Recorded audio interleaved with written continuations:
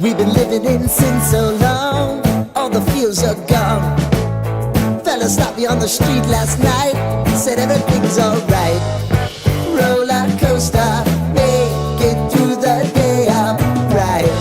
It seems your meal ticket is gone, but life goes on. I could never imagine something better. Yeah, right. Now you're cooking on high heat in the middle of the street.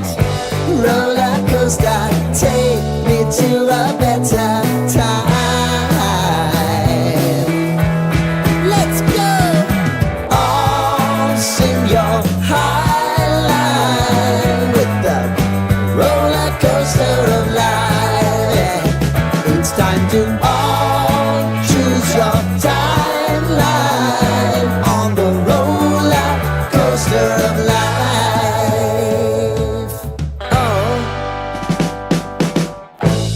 You seem to easily forget how to place your bet. When everyday life gets you down, you gotta steal the crown.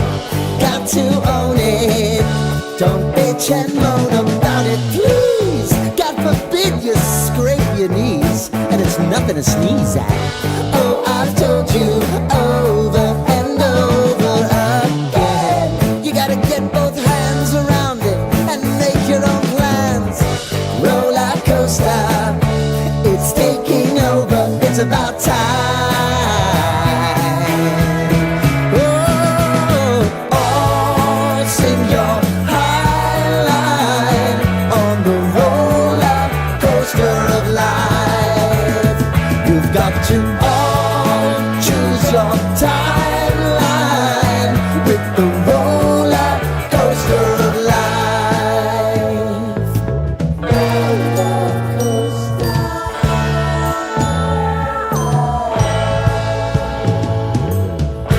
I want to go down the rabbit hole, down the rabbit hole. Oh,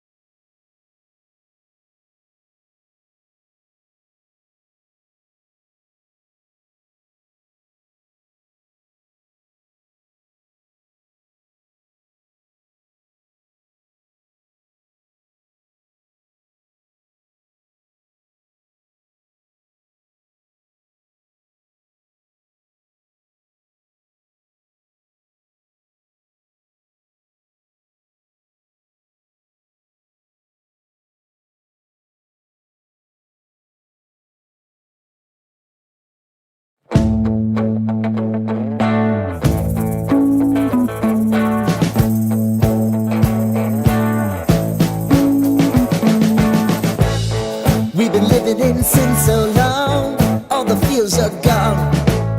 Fella stopped me on the street last night, said everything's alright. Roller coaster, make it through the day upright. It seems your meal ticket is gone, but life goes on. I could never imagine something better. Yeah, right. Now you're cooking on high heat in the middle of the street. Roller coaster, take me to a better time. Let's go. All sing your high line with the roller coaster of life. Yeah. It's time to all choose your timeline on the roller coaster of life. Oh, you seem to easily forget how to place your bet. When everyday life gets you down, you gotta steal the crown. Got to own it. Don't bitch and moan about it, please. God forbid you scrape your knees, and it's nothing to sneeze at. Oh, I've told you over and over again, you gotta get both hands around it and make your own plans. Roller coaster, it's taking over, it's about time. Oh, all sing your high line on the roller coaster of life. You've got to all choose your timeline with the roller coaster of life. Roller coaster.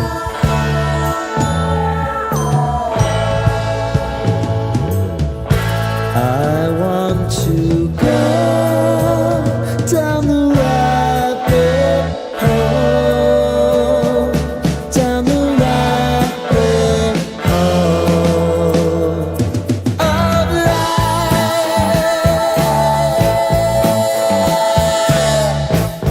And now it's roller coaster.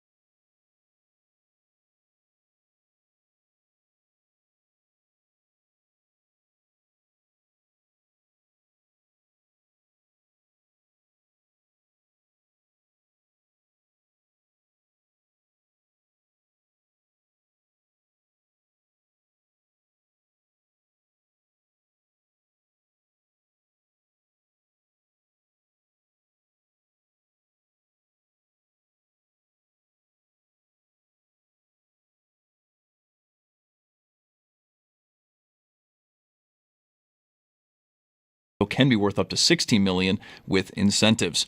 And then some early afternoon baseball for the Bisons. They lead Scranton 2-1 in the 6th. That game is on our sister station, the Bet 1520. The Blue Jays also underway early. They are down 2-1 to the Pirates. That game is late in the 9th. And then later tonight, the Mets are at Washington at 6:45. While the Yankees, they will look to somehow top their 9-home run performance from last night. They take on the Rays just after 7:30. And Sports Talk on WGR is presented by Paramount Plus. You can't count on much these days, but you can always count on Sundays with the NFL on CBS and Paramount Plus. Watch your local NFL games live every Sunday on CBS and Paramount Plus all season long. Visit ParamountPlus.com/NFL to get started today.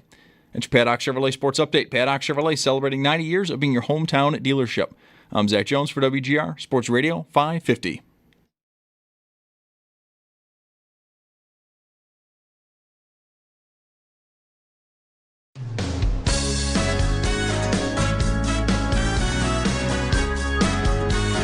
Schopp and the Bulldog.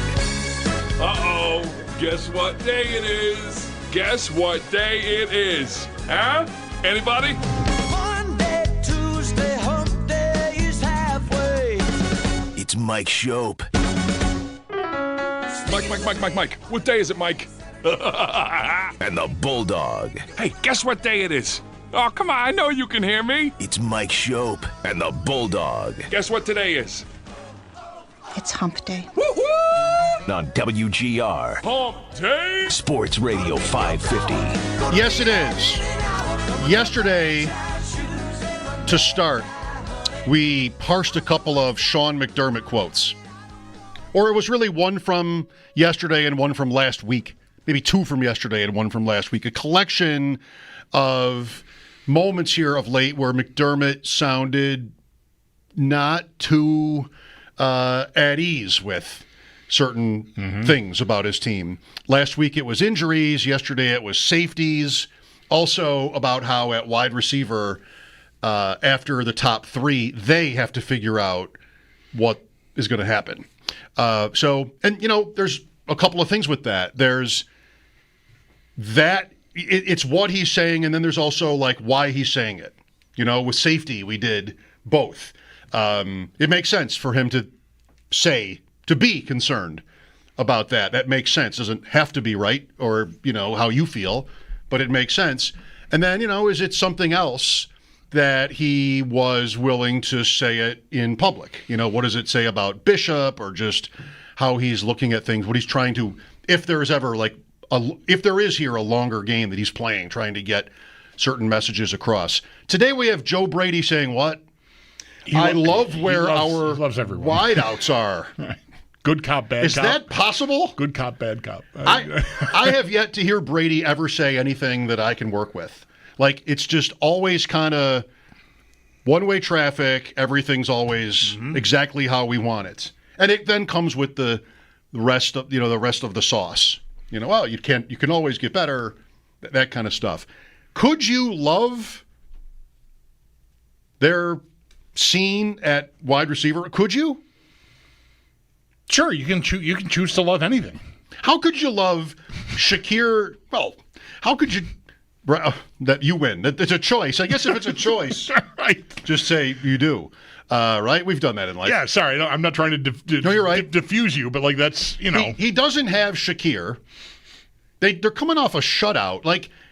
Okay, Mike White, Mitchell Trubisky against mostly the Bears' backups. But I've got a third-year guy in Tyrell Shavers that's my lead story at the position so far, and who's to say if that even matters? Elijah Moore, what? Curtis Samuel, what? Palmer, a little bit. Coleman seems to qualify as one of the top stories of camp because he's made a few plays in practice. So I don't know. I don't know how you could really love it. I think it's a choice. That's really it. I think what I think you're doing, what you sound to me like you're doing, is basing that entirely on what the preseason games have looked like. Well, and that's what we see the most of, right? Other than some clips here and there that the team, reporters also tweet stuff too, but you're going to get the slow motion highlights from practice of anybody on the team making a good play, a good catch. But we're not seeing rep over rep over rep over rep, and we're certainly not watching it back again later in the evening on film like he is. So there's a larger sample size that he's dealing with. Whereas, in the games, Shavers, we talk more about Shavers because he's in a battle to get on the team, and it's a, reasonably compelling story because he's been close, closer last year than he was the year before that, but that's an investment in the idea that he'll make it. So he gets a lot of conversation, probably disproportionately so to what he'll ultimately mean to the team, should he even make it. Whereas someone like Coleman and Palmer, and even Shakir while he's hurt, even McDermott said, we know who the top three are. Like, there's no real debate about Coleman. You can just decide whether you care about what it sounds like he looks like in these practices, or you can just not do anything with that, because mostly what you're going to hear from anyone is, oh, it's good. It really looks good. It's going great. That's with, inside the team wearing a team polo shirt. That's what you're going to get. But I think Coleman has been, like, I'm choosing to buy on Coleman. We'll see if I'm a chump by October or November, but I'm buying that he has improved, and I'm counting on him to matter. So, it sort of, what you want to do with what a coach sounds like about them often depends on how predisposed or not you are to agreeing with it before you've even heard it. Like, if I'm walking around thinking, man, I like what I'm hearing about Coleman. I like how various reporters I'm following, of course, including our Sal Capaccio, are talking about him. And then you hear the coach say he's made great progress in this area and that area, and you're just sort of nodding, going, yeah, all right, yeah. And if you don't pay any attention to that stuff or don't buy it at all, you're going to hear it and just go, it's just fluff. It's the standard coach speak stuff. So, like, where you come in, what your point of entry is, and how you feel about a certain subject before you even hear the coach talk is going to slant how you feel about it, probably. You're saying we're confirming our priors here on the side of the room? Yeah, sure, to an extent. And right now my priors are, I'm buying Coleman. The fact that Shakir is not even there makes it hard for me to listen to how he loves the group right now. He doesn't even have his best guy. But he knows his best guy is going to be back, or I think he's reasonably confident his best guy is going to be back. So it's a known commodity. He knows what he's got there. That's different, I think, but that's right. Of course that would be right. Just seems like something that would maybe slow you down. Or he's just not worried about it at all. He'll be back week 1. I think an interesting thing might be happening in the NFL right now with injuries. And Shakir, I can only say, might be an example of it. So he had the high ankle sprain, and one of the first things McDermott said when alluding to it was how he's had that before. He said he was, I don't know his exact quote, but he was, wanted to be cautious with Shakir because he's had this injury before. If it happens to be an injury that would be harder to recover from a second time, I don't know. But, at first he sounded kind of worried by saying that. And then next time around it was, what I'm hearing is he should be good for the opener. Teams are playing it way more carefully than ever with injuries. We know that. They admit that. And yesterday with Bishop, as one example, we talked about how, here's McDermott talking about how he hasn't had consistency there. He hasn't really had enough of Bishop yet, I think he would say. And is that some part the new world where it's just we've decided everything has been optimized and we've just decided as a society that as a football player, it's not worth it. Being careful is prudent. Yeah. So you don't get your odds of getting what you want as McDermott from Bishop or any other player in 2025 are worse necessarily than they would have been 10 or 20 years ago. Yeah, it's possible without saying it. And, I'll bet he would tell you he doesn't want to sound like he's admonishing someone for being in the trainer's room again, just to use a phrase that is pretty familiar to people. That's right, too. But it might very well be that somewhere it comes out when he's talking that he's in the tub again.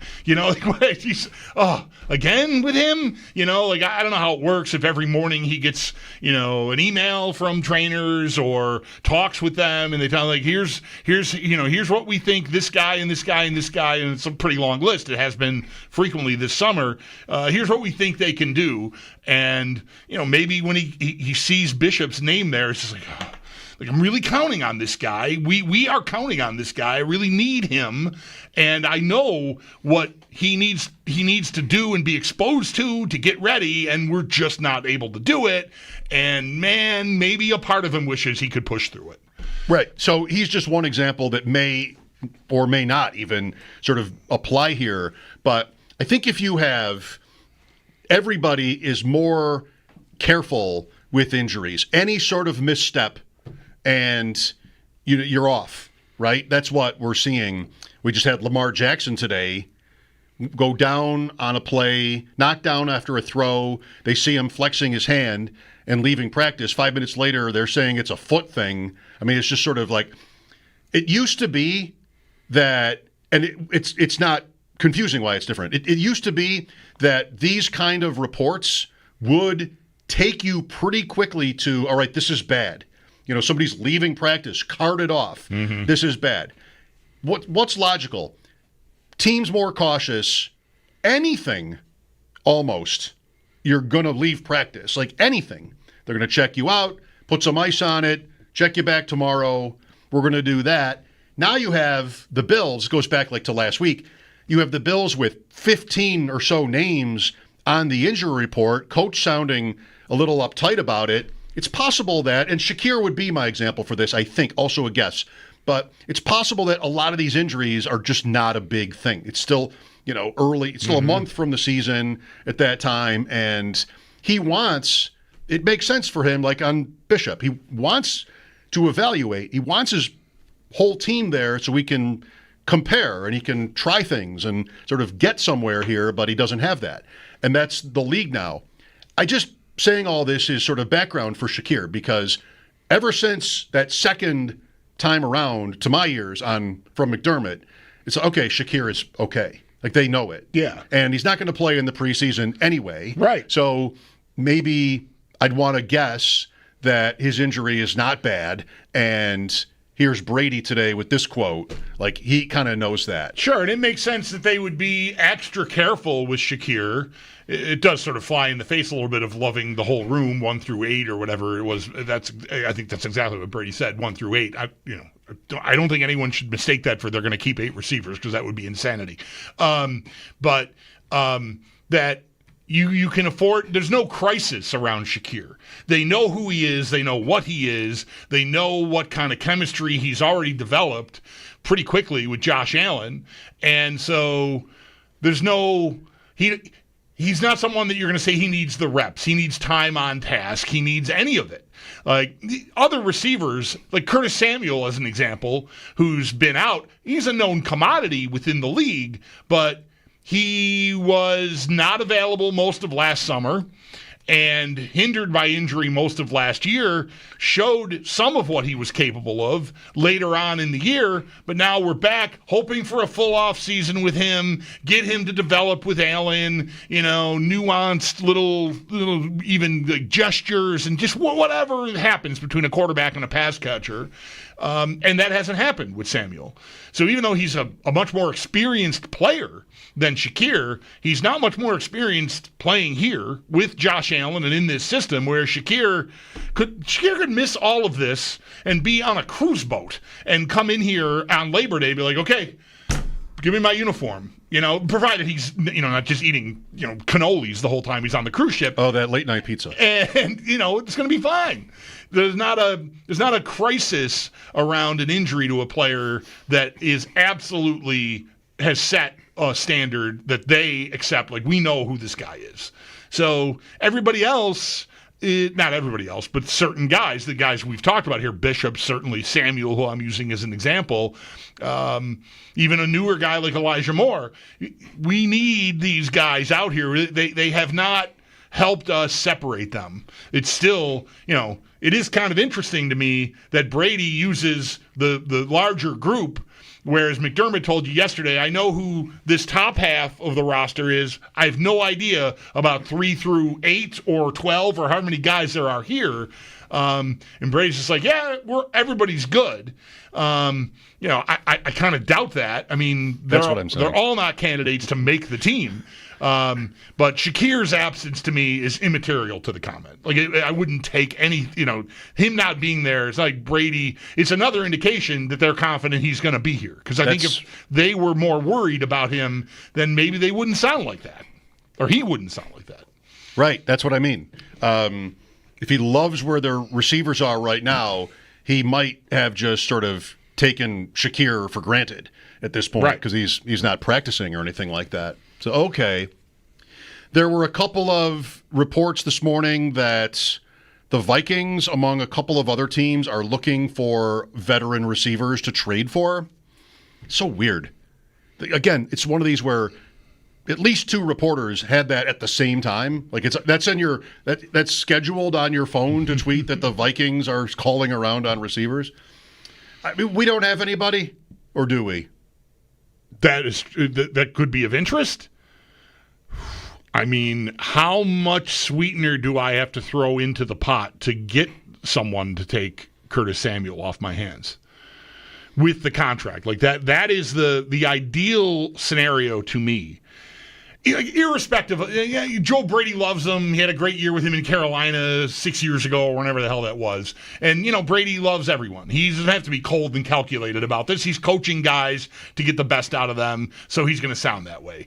If I'm Brandon Beane, I'm trying to put together my receiver room. I'm also maybe trying to open up cap room for who knows what else. Something to supplement their defense, their safety room, their pass rush. I don't know. If they could trade Samuel for the last pick in the draft, I'd throw in a fifth or something just to try to make that happen. The trade is, whether it's Curtis Samuel or someone else, these kind of trades are the player and a 27 seventh for a 26 seventh. Fine, whatever. Move up a year. Even if it's got to be more than that. I said a fifth. I think that, because that would alleviate. There's a massive is a little strong. It's not Stephon Diggs money, but the problem you have with just releasing Samuel, if you don't trust he's going to be healthy and you feel like other guys have outperformed him or are more dependable or some combination thereof, you're saving very little money. A couple $100,000, I think, is all you're saving. So you're going to have dead money for this guy not on your team. Whereas if you can find someone to trade him to, you're saving almost the entirety of that money. And, I would assume they would have a use for that. And that's, to me, optimal, because I don't know how you could trust Samuel. You could love what he is when he's healthy, but he has rarely been healthy when he's been here. And he's had other seasons where this has been the story with him. Staying on the field is hard. So however much you want to count on availability and dependability, that's the guy that if you've got a logjam of him, Elijah Moore, Laviska Shenault, and Tyrell Shavers, Samuel is the best idea if I can trade him to move, I think. Because I don't know how much more you should expect to get out of him than you would out of any of those other guys. I think if they're all peak health and available all the time, Samuel's he's the most accomplished of the group and maybe therefore the best, but I can't rely on it. So that leaves me wanting to remove him from the equation. And I feel like the money makes him harder to just release. And that's not how I want to put my team together, right? I would rather be able to choose the guy that I think is going to be able to do more for me, even if it's just because he'll be available more. And that's, that requires a lot of guesswork, because if he's healthy now, maybe he'll be healthy all year, or maybe he's going to stub his toe again. So that's the player that I would like most to see them find their way clear of, but I think it's the hardest to do because of the money. The counterpoint is simply, why am I trading anybody for a draft pick right now? You would need to make, for me, they would need to make use of the cap room. There would have to be some second part to it, which may be, might be out there for them. But I was thinking just not even from a Bill standpoint about this Minnesota report and racking my brain for who would you be able to get? And my first instinct is to eliminate all the good teams, because why are they giving veteran receivers away? It's not the time of year to be maneuvering around the salary cap. You might have to escape from a situation or two, and that could be this. But you sort of take anybody that's who's a receiver that has been rumored or talked about as a trade piece potentially this offseason, Tyreek Hill. Can you imagine 2 weeks before the season, Miami trading Tyreek Hill? I mean, for whatever the parameters, you just sort of cut your legs out before week one Who's going to do that? So it wouldn't be somebody. I mean, it could happen, but wow. So yeah, I don't think it's someone that's like formerly the best receiver in the league, like in recent memory. It wouldn't be a player on a team that has any chance. Because why am I? Unless it's somebody closer to irrelevant, in which case, what is Minnesota's incentive? Minnesota is going to play without Jordan Addison for 3 games. They have Jefferson, they have Hawkinson, they have a young quarterback that they're trying to make work. But they've got other receiver injuries that are making the situation what it is. They do, but like they're kids. Rondale Moore was a few years into his career. He's done for the season. Jalen Naylor, Felton, like they've just got a lot of unknown, and some of it's hurt, like you say.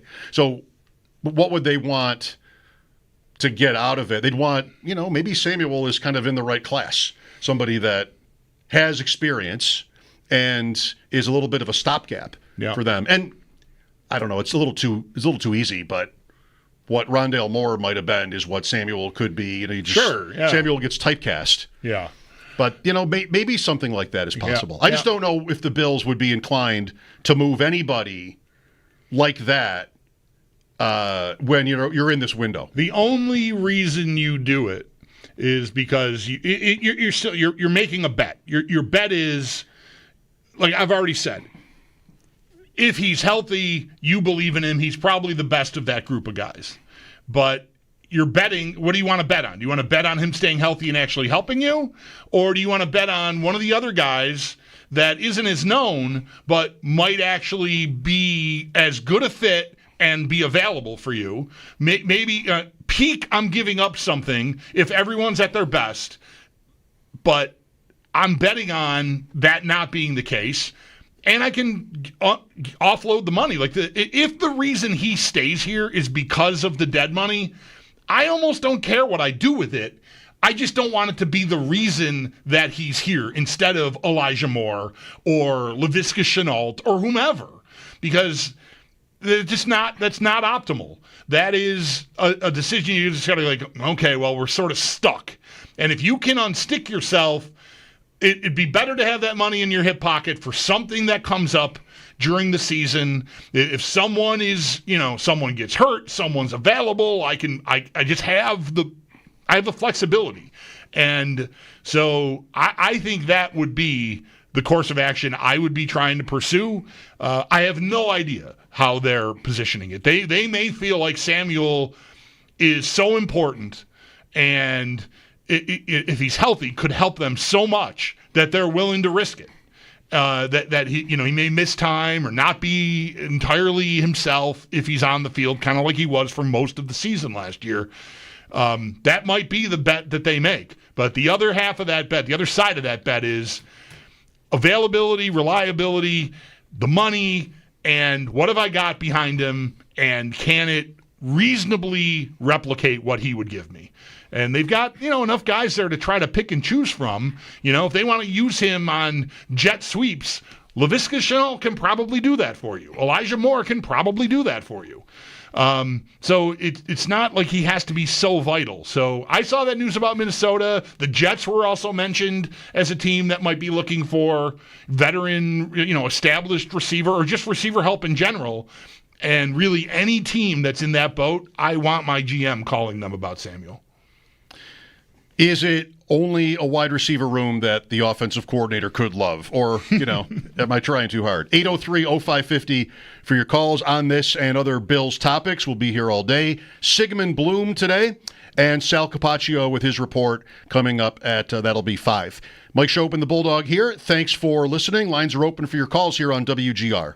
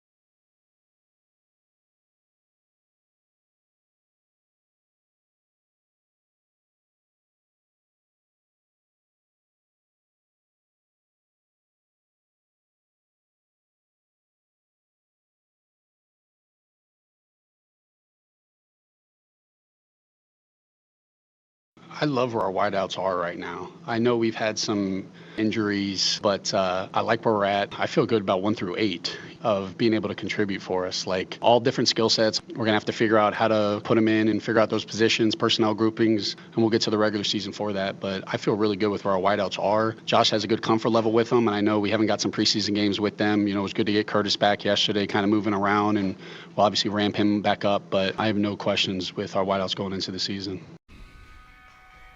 So you're the one. Joe Brady, offensive coordinator. I guess if there were one person that you'd want to have no questions about, other than usage and all the other things he said, it would be the offensive coordinator of the team. That's the guy you really need to have this figured out. Mike Schopp and the Bulldog here at 803-0550. Sigmund Bloom, Sal Capaccio today. The Buccaneers are next for the Bills on Saturday night in Tampa. They announced that Baker Mayfield will skip this game. So he might have played it in the first one, but I think maybe this means he won't have played at all. More and more common to skip the entire preseason. No Mayfield. No Chris Godwin, Bulldog. You were excited to see Chris Godwin, but he is not healthy. Yeah, really hurts his ADP. Yeah, it's taken a beating. You're right. How was that with the lingo? Very accurate. Doing okay, yeah.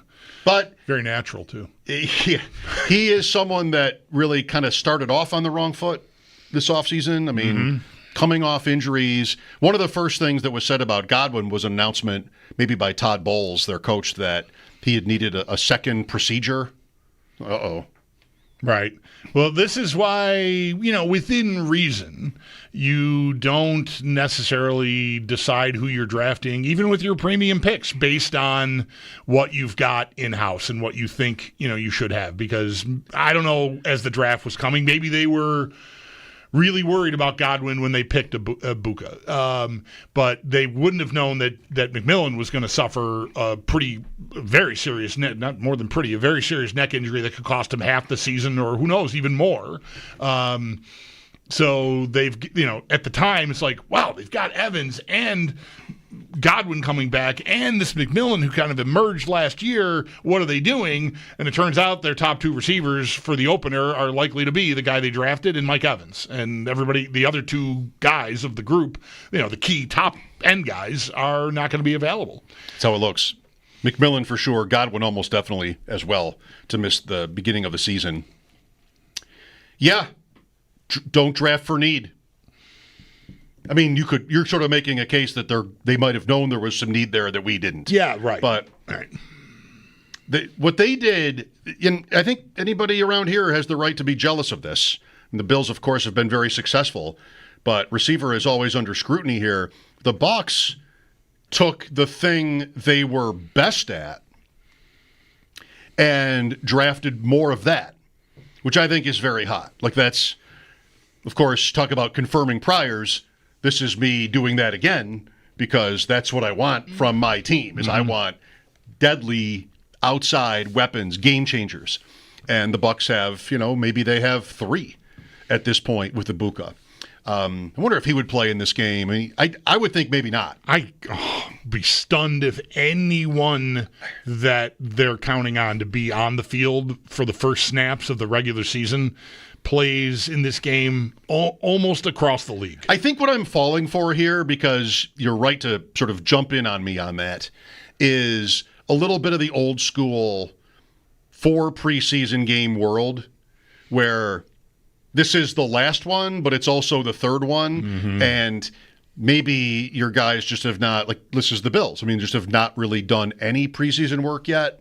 So wouldn't you want a little bit, with there still being 2 full weeks plus before the regular season starts? But I guess no is what teams are probably going to decide mostly. Which I still think generally is the right approach. I mean, I know we'll see. I mean, teams, the Bengals took Joe Burrow and their number 1 offense out for a pretty extensive spin in the game on Monday night, and I think they played in the first one as well. That's right. And why are they doing that?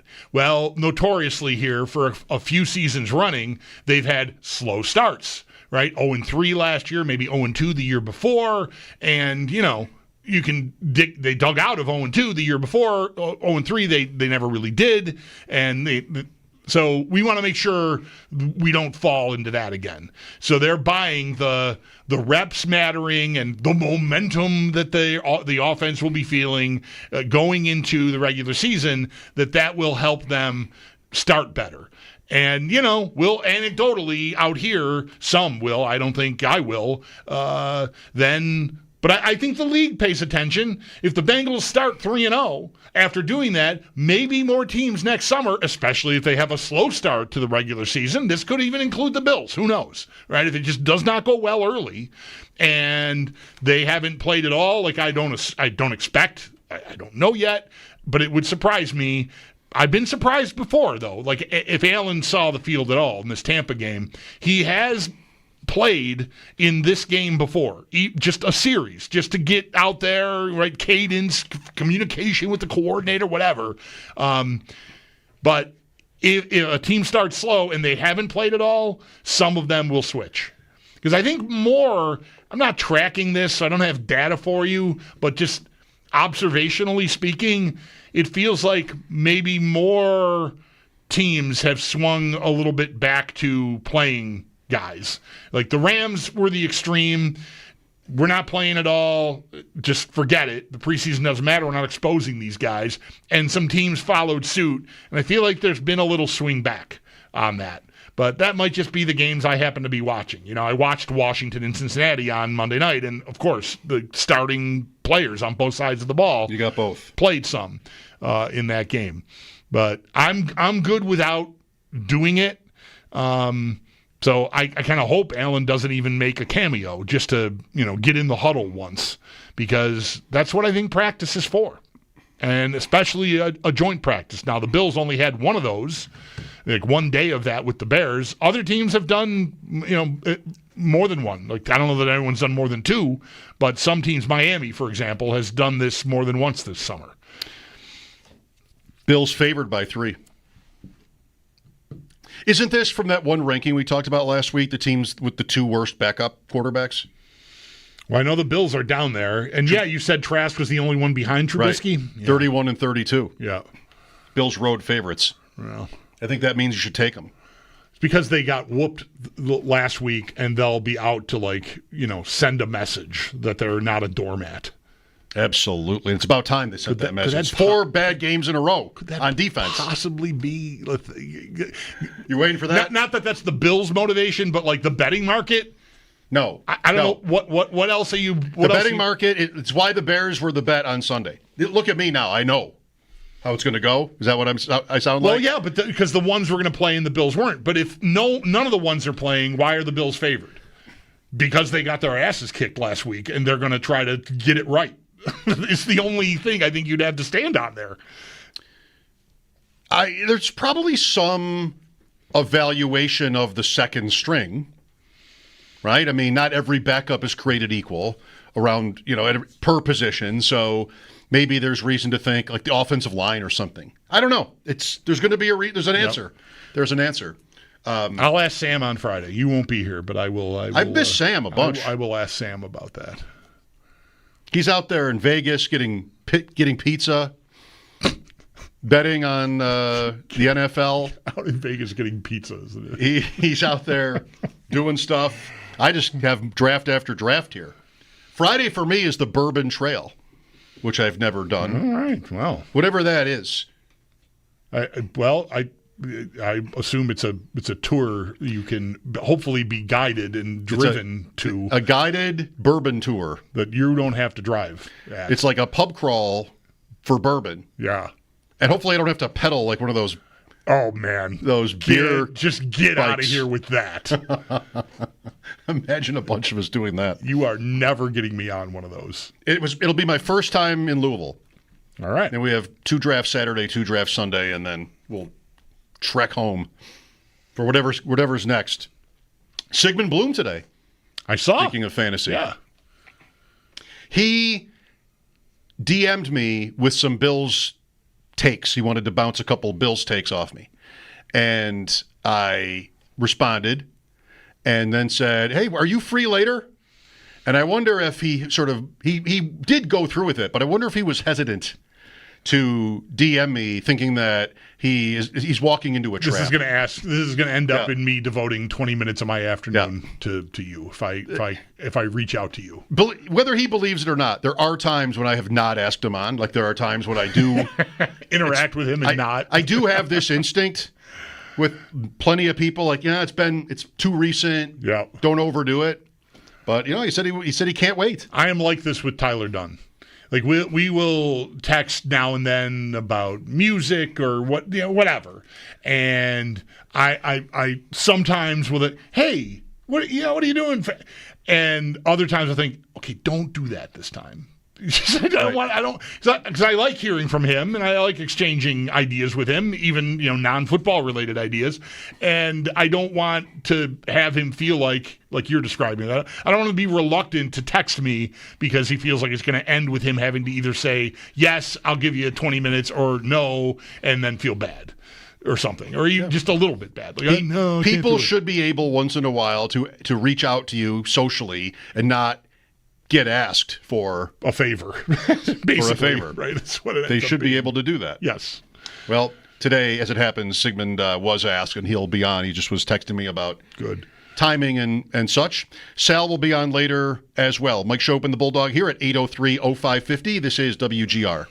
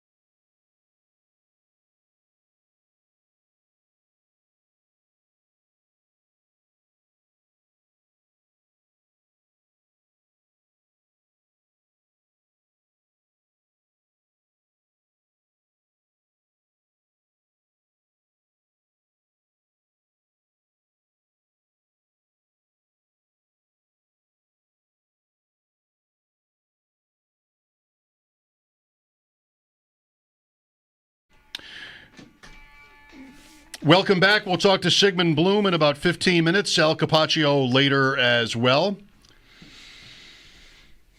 The Blue Jays lost in Pittsburgh 2-1.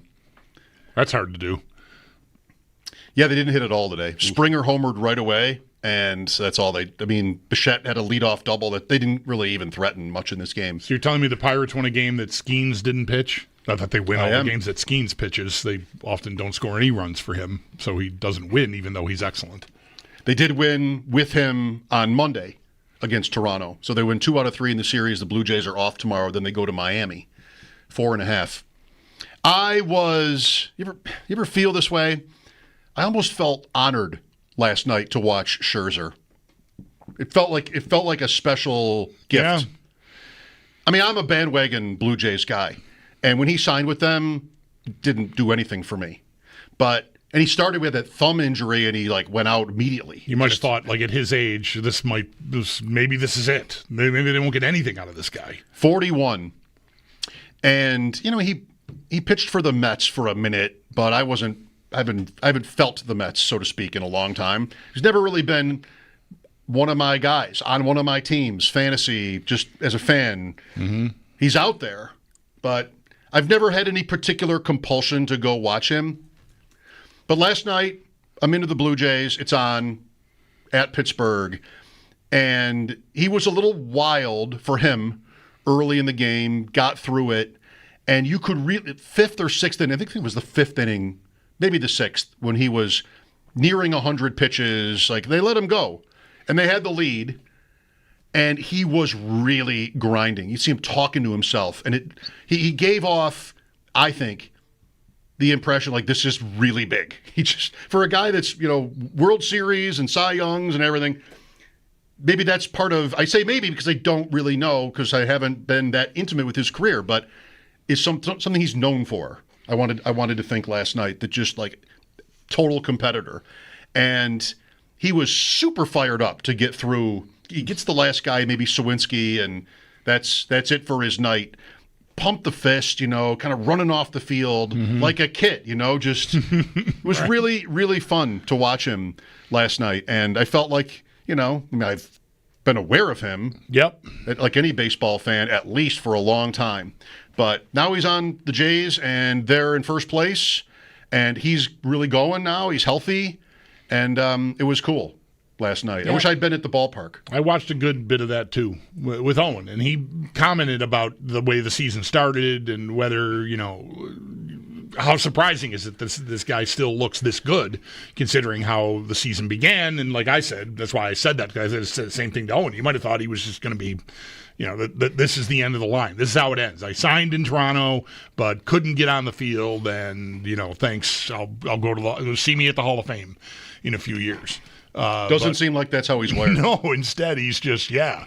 So, I mostly agree. I don't, I didn't feel like it was special watching him, but I certainly enjoyed it. When I turned the game on and saw that he was pitching, oh, okay, this is a big famous dude, so, Nothing better than a great pitcher in baseball to watch. Ohtani at Coors tonight, by the way. Yes. You want to check that out. Yeah, I checked. I did check it out already earlier today. Rockies plus 220 or 240 on the money line. Not even that good. Against the Dodgers? Not even that good. You just don't see a number like that. For home, road, anything, that's a big number on the money line. I asked you off the air, you said yes, that you'd seen the minor league highlights of Victor Robles throwing a bat at the pitcher. And this is not just throwing a bat. It was an inside pitch, and he took a step back, and then he paused for a second, and he absolutely just hurled the bat at the mound, which you don't see that often. But he got 10 games for that. May have even, did he not? I feel like I think he dropped the bat because the pitch was inside, then picked it up threw it at the guy. Maybe. He made an extra effort. He looked like he was just holding the bat. I'm going to pick this up and throw it. You really wonder what's going through a guy's mind when he does that. Right. Remember Roger Clemens throwing the bat in the World Series? The broken piece at Piazza? Sure. Yeah, one of the most amazing things you'll see. 2000 World Series, Subway Series, broken bat, Clemens takes a few steps forward, picks up Piazza's bat, and throws it at him. I just learned, I don't remember ever knowing this from a Joe Posnanski book, that Clemens claimed he thought it was the ball. Yeah, I remember hearing that. Why would you throw the ball at him? That's what If you thought it was a ball, you'd pick it up and put it in your glove. Probably in this very room prior to, obviously it's a few years prior to me working with you, I think I said the exact same thing. I mean, because I remember hearing that explanation way back then that he thought it was the ball. Like, what? How is that a possible defense for throwing the bat? You thought a splintered piece of wood was the ball? You're a baseball player. And why would you throw the ball at him anyway? Right. It's not plausible on any level. No, that's right. He would have thought it was the ball. Completely ridiculous excuse. It's not dodgeball. It's so not dodgeball. It's also not round. It's also, splintered, and you saw it coming at you. Just shut up. I believe Joe Torre said the same thing about it. He said Roger thought it was the ball. But Joe, so what if it was? Like, what? There were no consequences. Why would he throw the ball? This poor guy got 10 games. Right. This was from close range. Right. And it was splintered, like you said, it was broken, probably more dangerous. Could have stuck right in Piazza's leg. No consequences. Other than 25 years later, here we are, like he thought it was the ball. It's one of the worst excuses ever made, I think, in life. It is an all-timer. I'm glad you remembered it. I just was listening to this book, and I discovered that. I don't remember ever knowing it. Sigmund Bloom, footballguys.com, next here on WGR.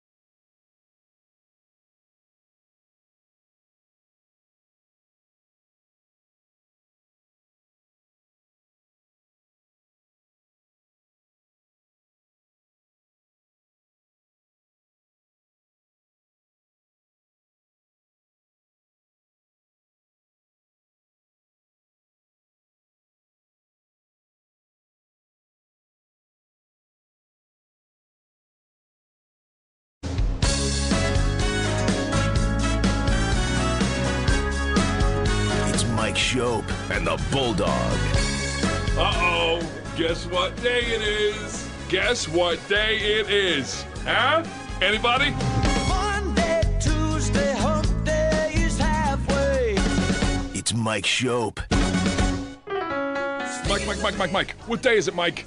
And the Bulldog. Hey, guess what day it is? Oh, come on. I know you can hear me. It's Mike Schopp and the Bulldog. Guess what today is? It's hump day. Woo-hoo! On WGR. Hump day? Sports Radio 550.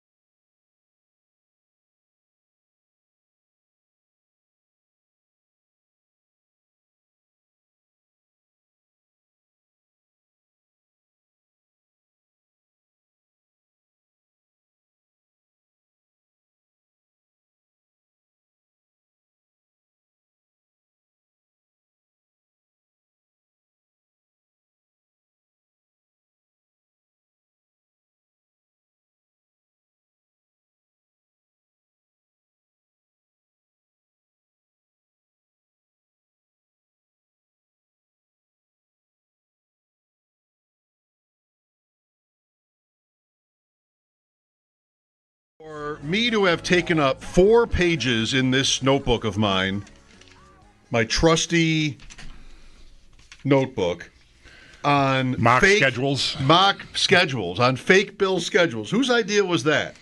I mean, literally 4 pages are just used up by the bill schedule. No, this other one I didn't even really get anywhere because I made a mistake right away with having 3 home games together. But they do have that. A lot of teams, I haven't mentioned this with you yet, but the 3-game road trip / homestand, whichever, there's plenty of that on the NFL schedule.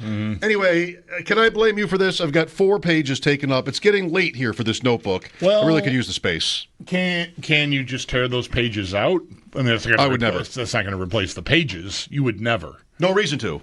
It doesn't erase them, like you said, right? Right, but they're out of there. Like, if it's annoying you that they're there, it's annoying me. You have no use for them. You're I wouldn't think ever really going to need to look at a mock bill schedule. No, but there could be something useful on the other side. That. Oh, I see. I didn't know. I'm on the backs now. I thought maybe you were. I apologize. I didn't understand the gravity of the situation. I thought. I'm not sure you still do. I thought you had 2 pages with 4 schedules, front, back, front, back. No. Tear those out. They're gone. What I do is go all the way to the back using the fronts, and then come all the way back the other way using the backs, like a normal person would do. This is the most insane assertion you've ever made on the show. What are you talking about? Ever. You would use the back of a page? Front, back, like you're reading a book. Yeah, like a normal person. Really? Yeah, front, back, front, back, front, back. That's how you turn pages. What are you doing? Front, all the way. Wow. I don't really know what to say. Well, it's going to come out the same. Sure. Oh, look, here's a schedule. Hey.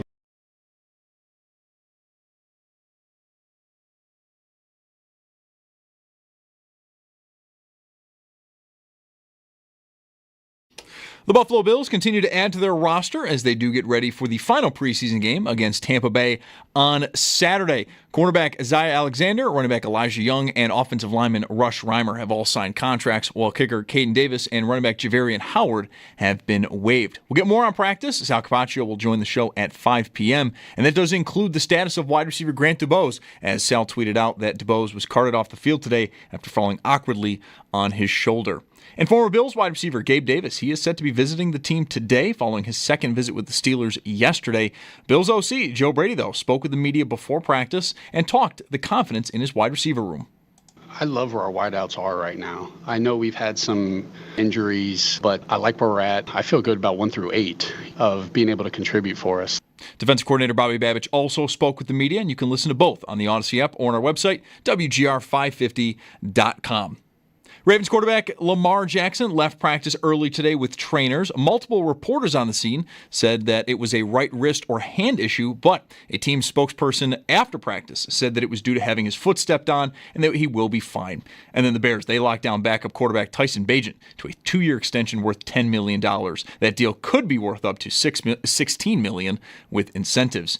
And then the Bisons, they get a 4-1 win over Scranton today, while the Pirates, they down the Jays 2-1. Then coming up later in the afternoon, Mets at Washington at 6:45, while the Yankees, they will look to somehow top their 9-home run performance from last night when they take on the Rays just after 7:30.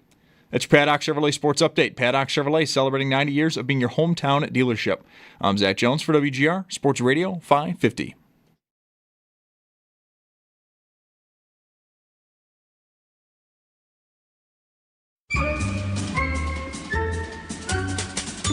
It's Mike Schopp and the Bulldog. I got a speeding ticket in the mail yesterday.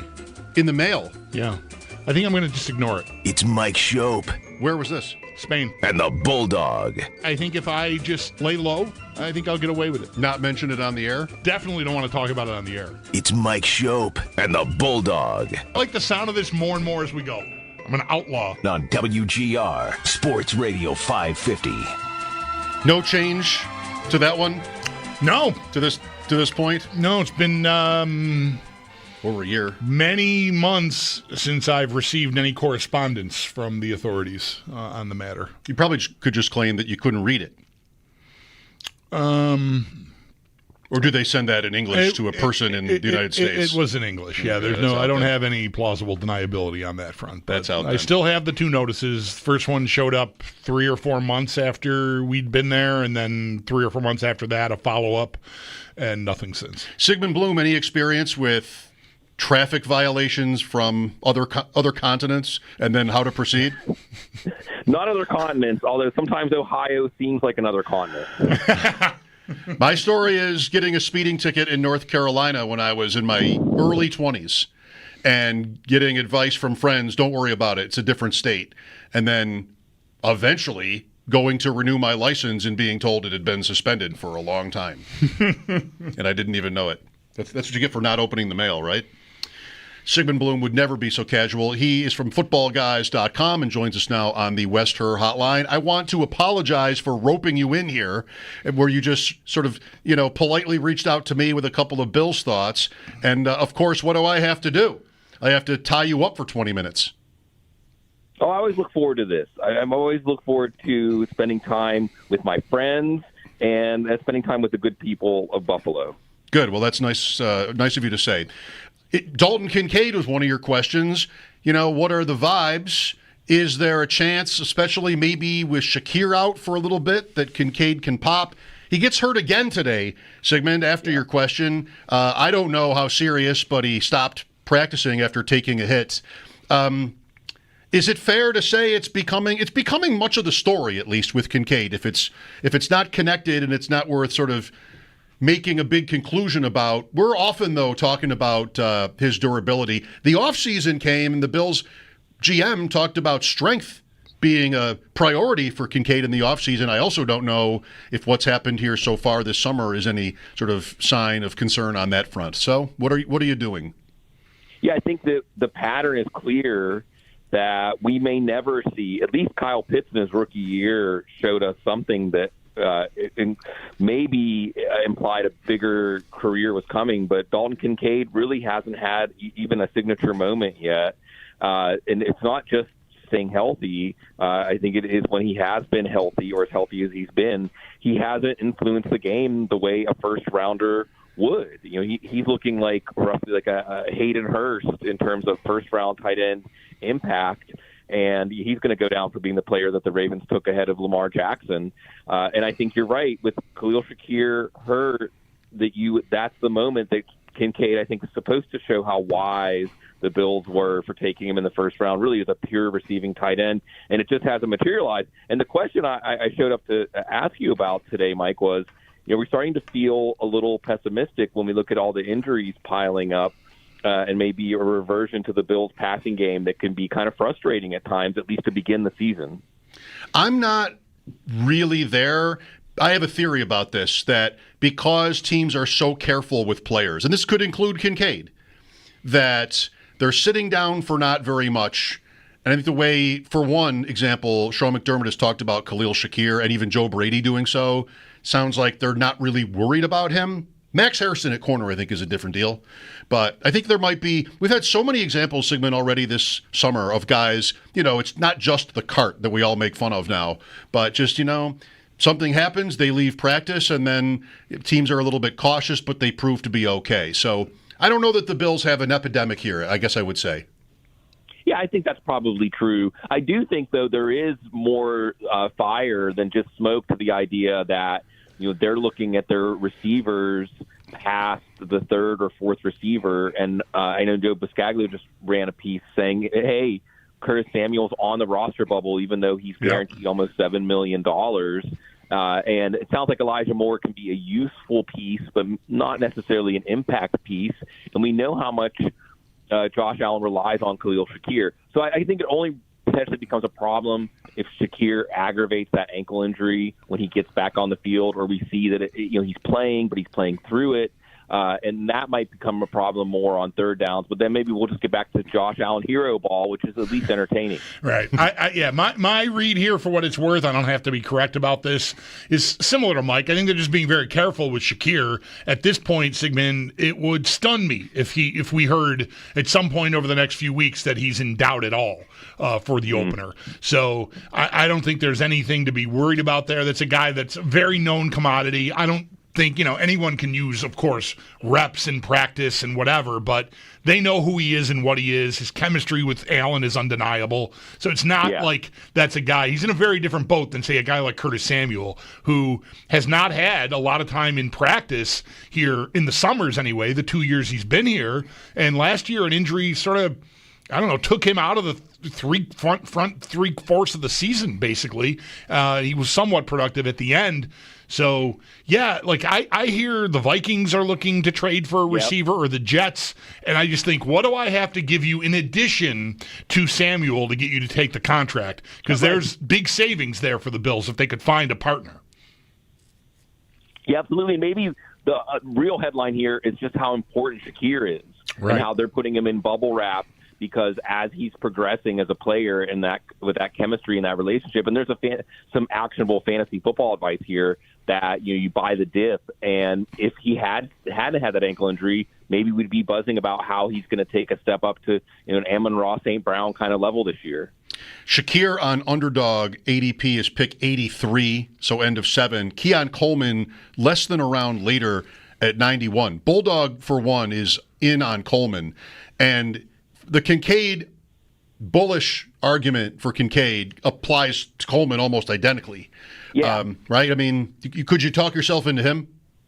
Yeah, I think that was the plan, right? I mean, we've heard from multiple sources now that was the plan. That Keon Coleman could turn into a big slot and not just do damage as a contested catch guy or someone on the boundary, but do damage after the catch and really learn the big slot position, so that he then becomes the guy that if Shakir is eased in or Shakir has some sort of setback with his ankle, that he's in the crosshairs as a guy that the offense is really going to rely on, and he could show in year 2 that he's ready for that. Yeah, a lot of the buzz around the team this summer, to my eyes and ears, has read like I don't want to say they're banking on Coleman, but that there's progress, right? That his route running has improved. The coordinator used the same phrasing that our Sal Capaccio, our beat guy, used, 3 weeks ago when I asked him, what looks different about Coleman year 1 to year 2? And Sal used the word intentional. Like he's working more on setting up what he's doing with his feet and his hands and that sort of stuff. And Joe Brady today used that same phrasing talking about Coleman. So, and furthermore, the quarterback this week, Josh Allen, talked about Coleman. And of course, he's raving about him, and everyone's raving about everyone on every team this time of the year. But within that, did say we're going to be asking him to work inside and outside, which they've also said about Shakir off of the year he had last year. And so if there's a little more interchangeability there, maybe that's something that can spring Coleman, provided they can trust, they're not wasting Shakir if he lines up outside. And I think just real briefly, I think with Bobby Peters, there's a lot of really good football theoreticians and people that are really looking at the big picture. And, there's some talk that you're going to see more formations where receivers are spread out and not truly in a cluster. I mean, in a cluster, but not truly in a bunch formation. And then you won't really have to buy space for receivers, and everybody will have that kind of inside-outside versatility because defenses can't pattern match it for zone, and you can easily run rub routes for man coverage. So that kind of sounds like what the Bills have the personnel to pull off if they want to do it. So a year ago, I probably would have said the same thing. Drafting Josh Allen in fantasy as like quarterback 1, which is where he ranks. All right, somebody has to go with him, especially if he's going to contend for an MVP award, which he'd done in previous years. What happens? He wins, but nobody really goes with him. It's James Cook, Sigmund, and his 18 total touchdowns in the regular season. Can you see anything close to that happening again? The question you asked on Cook, I think, is a common one, which is, does his new contract mean he'll be used more? You have a more central, important role, more than 47% of the snaps. I tend to think not, but I don't know. I don't know if he'll be used more by design, but I do think that he's a signature core player in this offense. and he's a player that I could easily see Josh Allen relying on, and maybe part of the answer of if they don't, if you continue to have injury problems with Kincaid, if this offense lacks that dimension, the vertical dimension that they hope that Curtis Samuel might provide, that James Cook could just be one of those guys that keeps the chains moving and ends up being used more than they designed because he's just really good. I mean, it's what gave them the confidence to sign him to the extension in the first place. With Sigmund Bloom here on the Wester Hotline, footballguys.com. You can watch Sigmund on various podcasts, including his very popular series On the Couch, which I've been honored to take part in once before. Mike Schopp and the Bulldog here. What in terms of Allen and fantasy drafts, round 3, Lamar Jackson's right there, Daniels Hurts to follow into round 4. Do you like drafting, say, more than the average amount of those guys and building teams around them, or would you rather wait? I like Hurts this year. I think that one of the hacks in fantasy football this year, and you're seeing a little bit of it, Saquon Barkley was the clear number 1 running back, and Bijan Robinson's going ahead of him. I don't think the Eagles are going to have everything line up perfectly. The stat I keep coming back to is I think it was something like 53 pass attempts trailing in the second half. And I just think you're not going to see everything line up. You're going to see more passing volume. I think that Jalen Hurts also, there were times he was missing Devontae Smith. He was missing A.J. Brown, although watch A.J. Brown in this hamstring situation. But I think you're going to see a more balanced offense under Kevin Patullo, the new offensive coordinator with Kellen Moore down here. So I think if you're going to take a quarterback early, I like waiting on Jalen Hurts or just taking Lamar Jackson because of the Ravens line was young and really put together on the fly in camp last year how it was going to work out. Now they can gel. You add DeAndre Hopkins. Couldn't you see DeAndre Hopkins changing the outcome of a few games last year? Maybe a few games that Bills fans watch. I think this is a game, a situation where the Ravens offense could also take a step forward from an already high perch.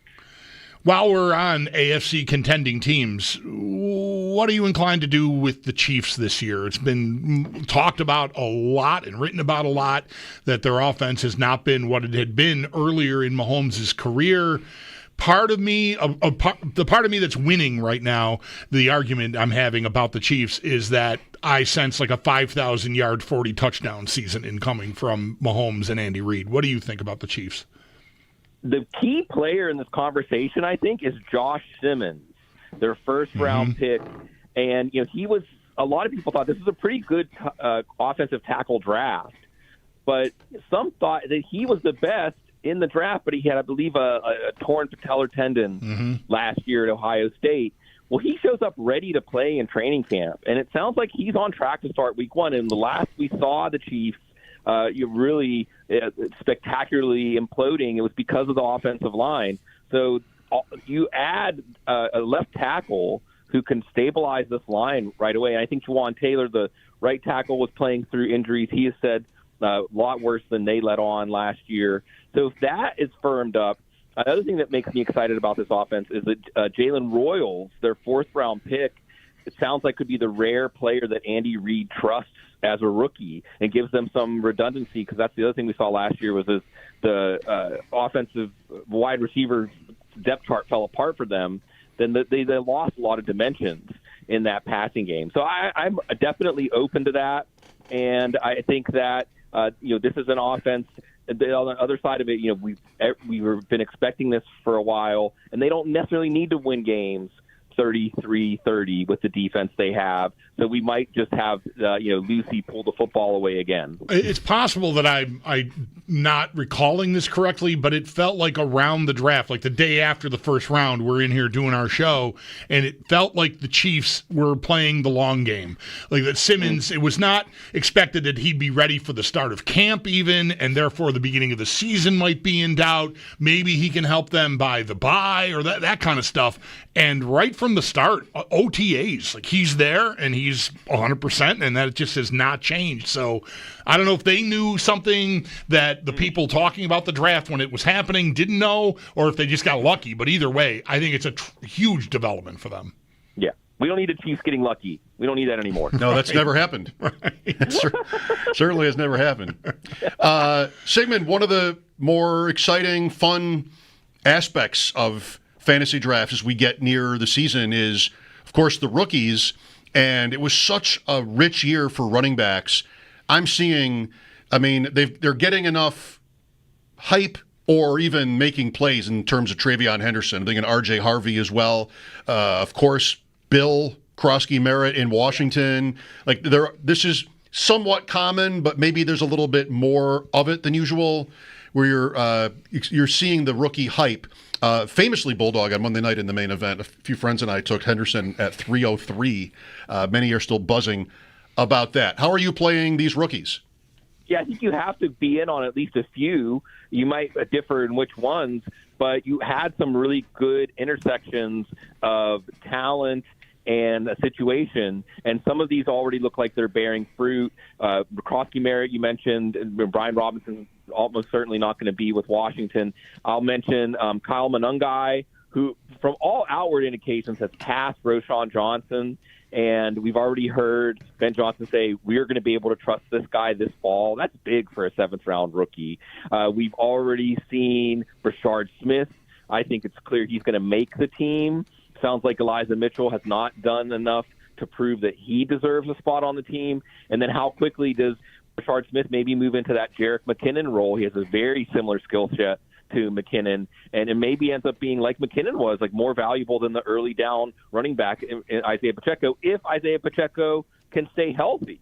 So these seventh-round running backs are on the scene and ready to make an impact this year. We're going to watch Woody Marks in Houston. Maybe he's kind of the none of the above answer with the aging and disappointing running backs that they have. And then as the season goes on, I'm sure there are going to be more names. So that is absolutely something that should be part of your plan, at least one or two rookie running backs near the end of your draft.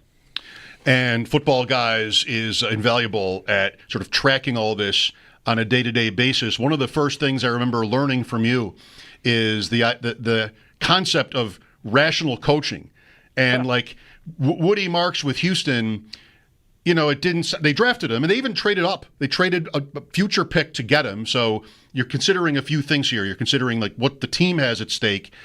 And, a lot of analysts have their own player takes, like watching these guys in college and thinking, good or bad of them. But it's really more important what the team thinks. And here's a player that was not everybody's favorite prospect, Marks.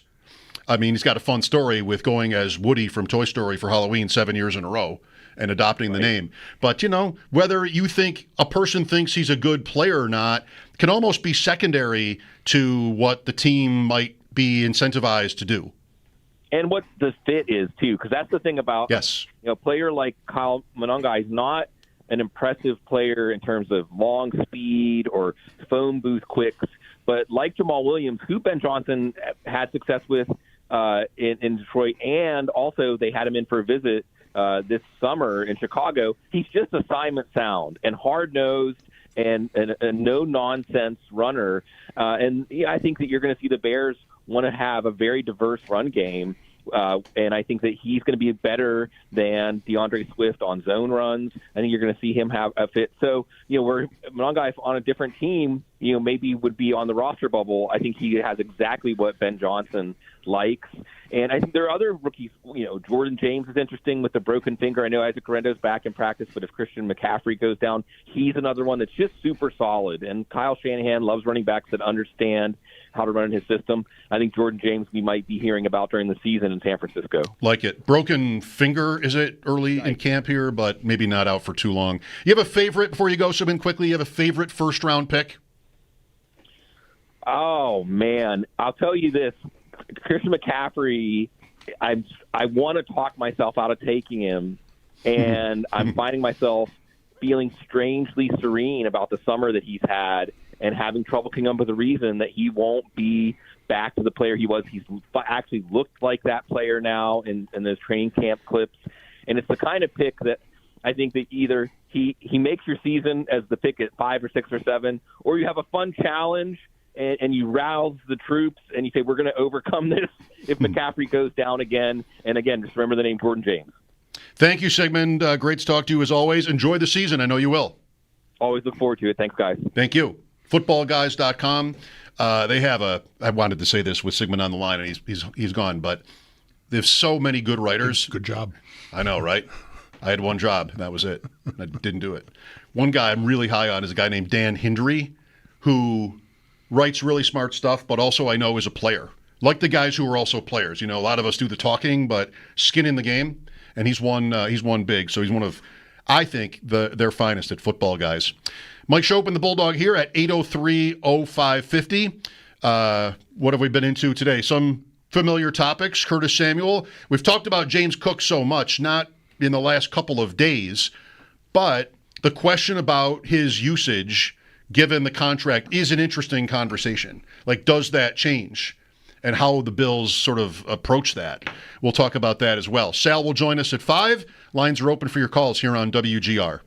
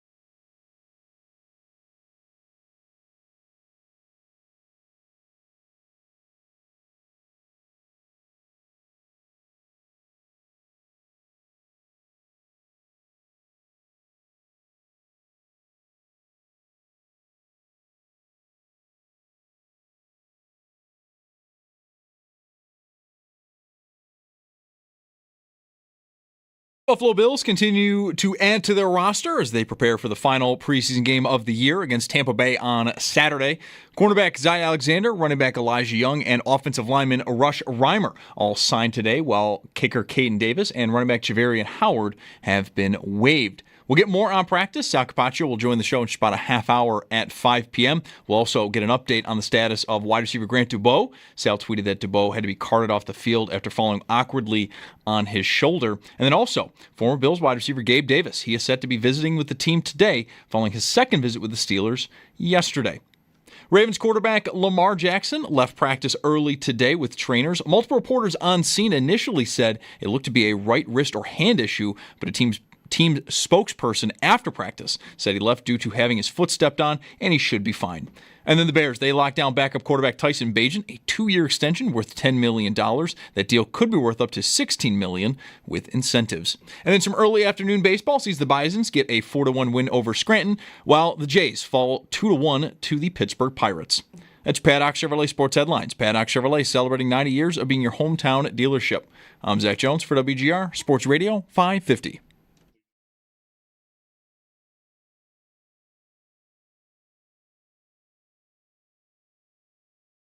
He's an explosive talent, and like anything, you start overusing them, they're going to get wear and tear, and all of a sudden you don't see the same explosive player. So it's us utilizing that. James is a guy that we do think can be a 3-down player. It doesn't mean everything's perfect. There's some little things that he's already been working on and will continue to work on, but we're excited with where he's at, and he's still a young talent. And as we've said in here, don't think he's been overtaxed or a guy that, like, man, the tread on his tires is getting worn by any means.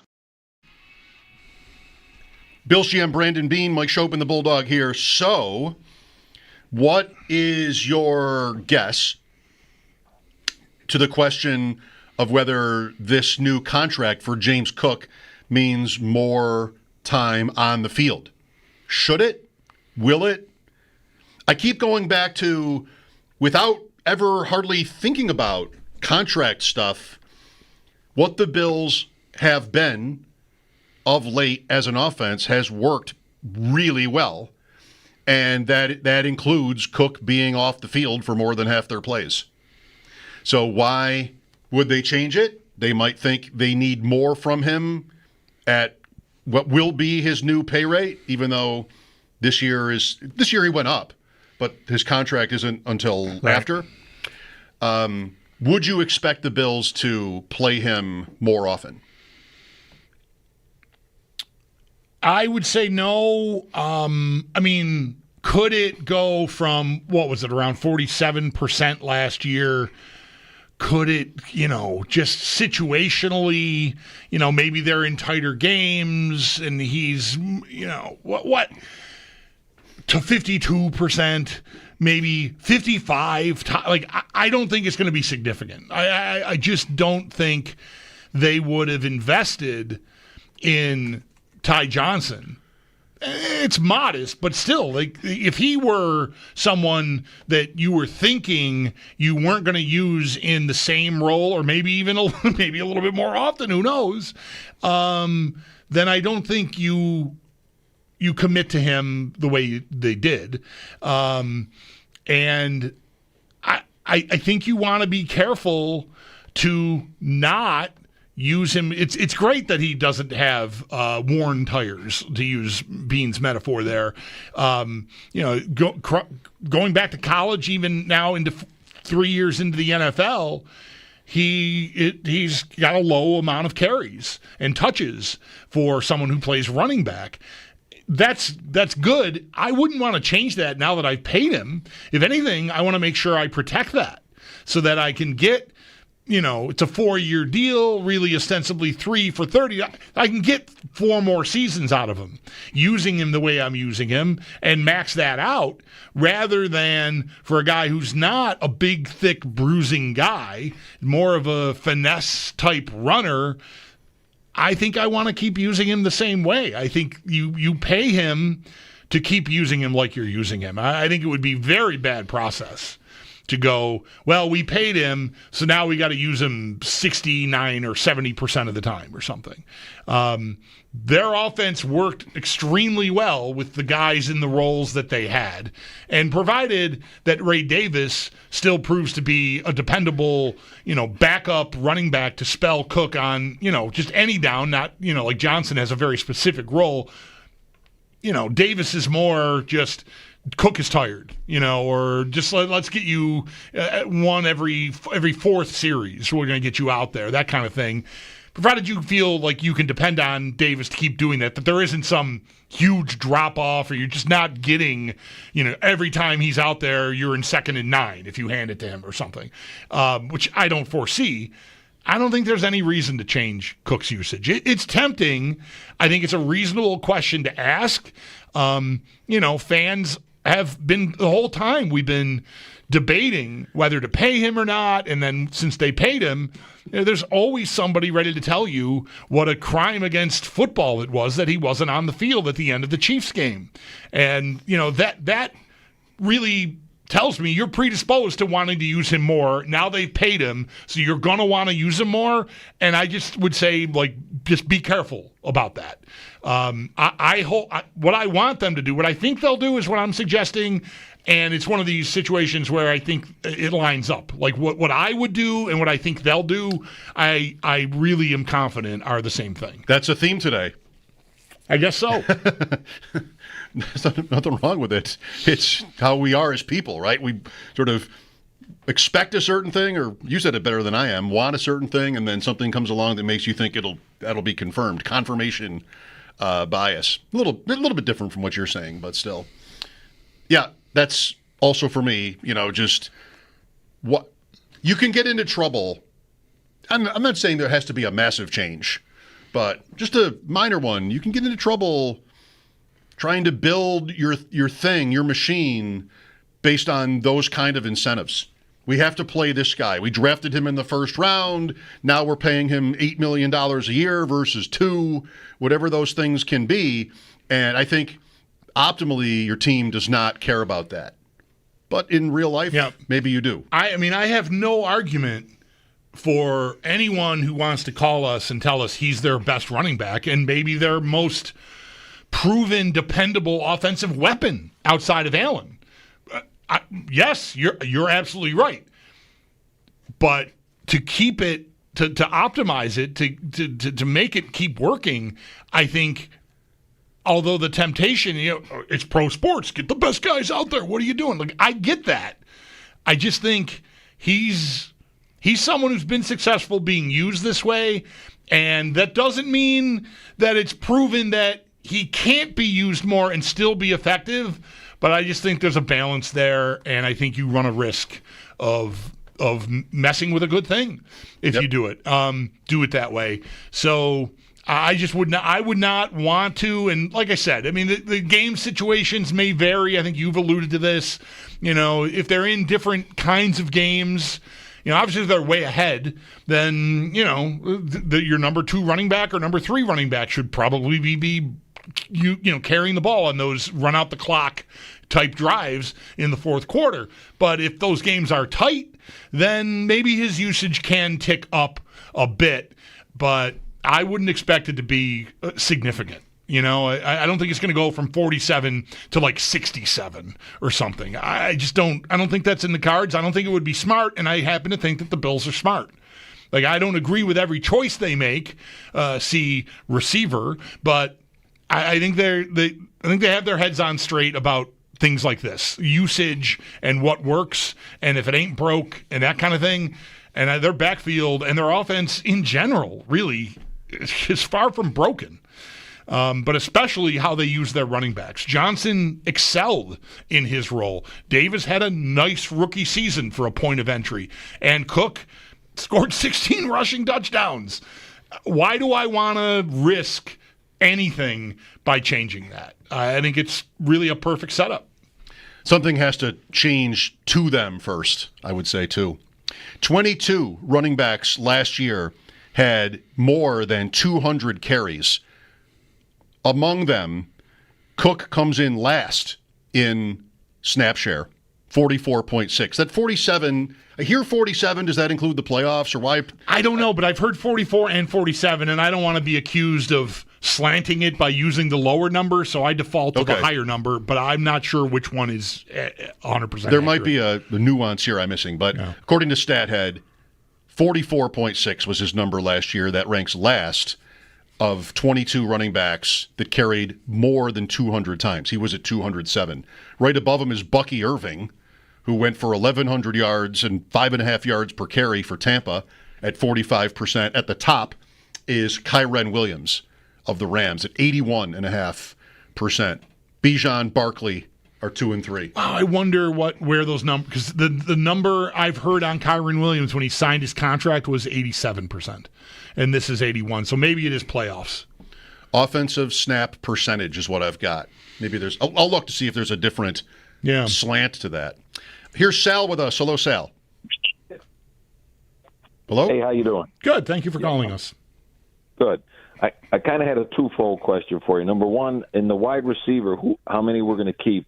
You think any of those guys have special teams swag that'll get them in, that can get them above a guy they may be better than? I think my other. Oh, go ahead. I'm sorry. No, it's fine. Go ahead. My other question would have been just hearing the James Cook thing. I always fear guys that after they sign that big contract. I always think in a perfect world you get 11 guys that are all in their last year of their contract, and you're going to get the best out of them. Well, I want to give most of these guys, if not all of them, more respect than that. I think, Josh Allen made a monster deal and did any one person question his motivation or incentive after doing that? I think that is insulting to players that they won't give me their best if they've been paid, in advance, if you will. Yeah. On the receiver question, as it pertains to special teams, Shavers has started being used on some punt coverage, but it's been pretty minimal. It's not like he's a heavy in the rotation there. Beyond that, it's mostly depth guys. I think the name for this now, as we get this far into camp and cutdown day is now less than a week away, right next Tuesday is that day, I feel like Chenault is the guy for this. I think he's been, my understanding is he's been working on the coverage units. You're seeing him return kicks, of course, which he's done in college and in the NFL, and the Bills have even been giving him a spin at punt returner, which I think is notable because they had an excellent punt and kick returner in Codrington last year who really just cannot be on the field as a defender. It's not any place you want to be. And if they think Chenault can handle both return jobs and be something on offense, which, it's going to be he's a depth guy, but it's a way to make sure you get him a uniform and maybe you can use him on some different things. He's got more of a bigger body than they have outside of Coleman, really. I feel like Chenault is the guy I'd be looking toward. When I'm thinking about finding a way to divest myself of Curtis Samuel, it's not to say Chenault replaces Samuel, because I think everyone would just move up one notch. Samuel might be 4 on the depth chart, followed by Moore and then Shavers. I think those guys all would bump up one. Chenault becomes your 6th guy, but he's getting a uniform because he's a core special teams guy. I don't think they have another guy that is being utilized that's realistic to make the roster. I mean, KJ Hamler also has return ability.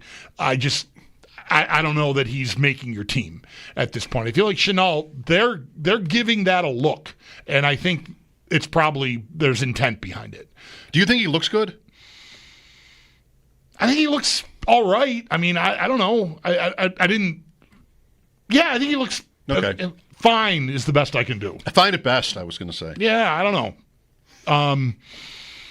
But I'm not watching Hard Knocks though, and you are. I think. I didn't really see him on Hard Knocks at all. No? Hamler's been a star on Hard Knocks. Really? Yeah. What's up with that? He had the little scooter. I love a scooter. He had a little scooter, like a little kid scooter, and there's a big personality there. He was featured again last night in some team building exercise they did with a game that they had a guy come in and play with everybody, and Hamler was central in that. Anyway, was it interesting? It was maybe the most interesting thing about the show. The show is, I think the show is on borrowed time. Like, I don't know what the numbers will be. I know Bills fans are loving it. I'm enjoying watching it, but it's not anything like Hard Knocks was known for being anymore. It's a team movie. The shark has been jumped. Yeah. With Hard Knocks. So I don't know if viewership is still up, they'll keep making it, I think. But if the numbers take a hit, like I would expect objective football fans, I'm not seeing any reviews outside of Bills fans going, I love it because Deion Dawkins is driving a drift car around a parking lot and, whatever. And again, Must be nice. I'm enjoying all that, but fans around the league watching it, looking for the stuff that Hard Knocks was known for, I would think are going, this is like a PR video. Like, what am I doing? Have they even here? had a fight? So I just don't. I think it's on borrowed time. I don't know. Have they even had one fight? Hard Knocks wants to be in Tennessee, where the quarterback is fighting guys, or in New England, where the coach is involved in scraps. There was a scrap in the joint practice from last night. That's right. And I think McDermott was heard yelling for Alec Anderson to stay out of it. Like, don't get in there, Alec. Don't get in there. Let him work it out. Worried he's going to get in there and make it worse. That guy has a trident. Yeah. Right. So anyway, Shenault, I feel like Shenault, I think when camp started, I thought he was easy to even forget about that he was on the team. Mm-hmm. Now, I don't know, I want to go so far as to say I'd be surprised if he doesn't make it, but it won't surprise me if he does. See what Sal says coming up at 5. Thanks for the call, Sal. Mike Schopp and the Bulldog here at WGR.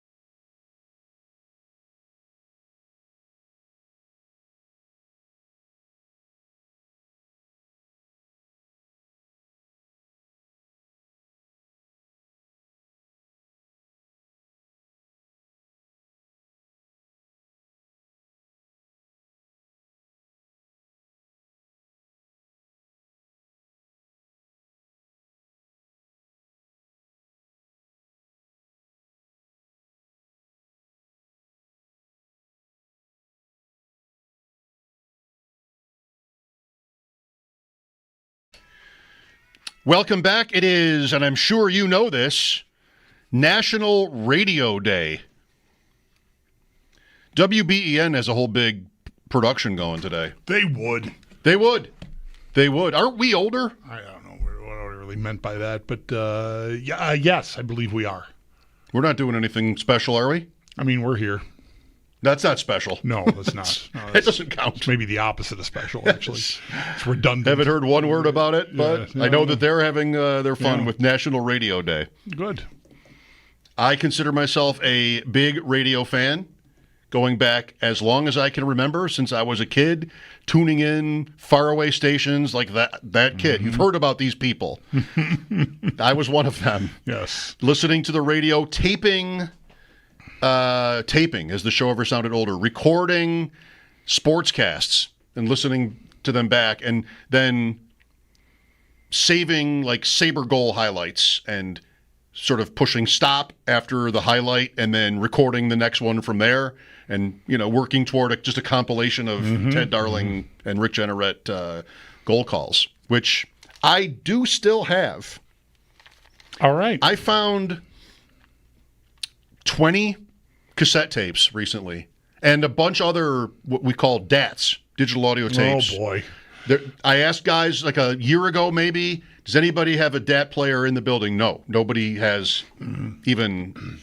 We got boxes of old equipment out here. Nobody has a DAT player. Right. So those for now are... But that's going to be... That was one of those newfangled technology things that didn't take. Yeah. Right. But some of the cassettes look interesting, Yeah.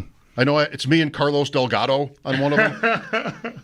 Eventually, I'll get around to listening back to those. Yeah, I've got a few hundred cassette, not like cut up highlights or anything, but like just, stuff that club DJs would have made for me, and then stuff I would have bought in the store instead of buying, records, cassette tapes. Because, when you first...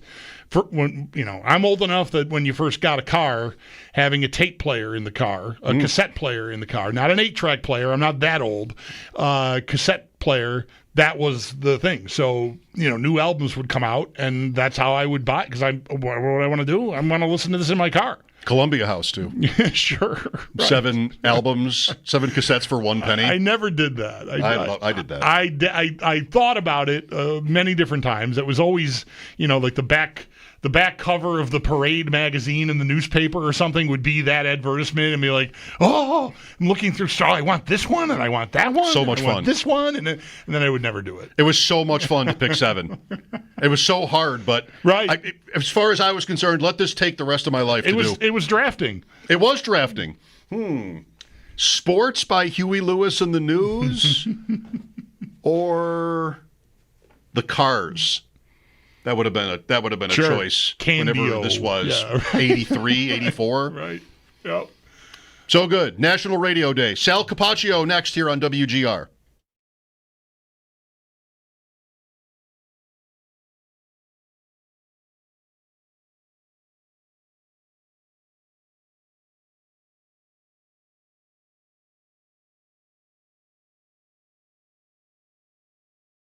Hey, man, Bulldog here. I had new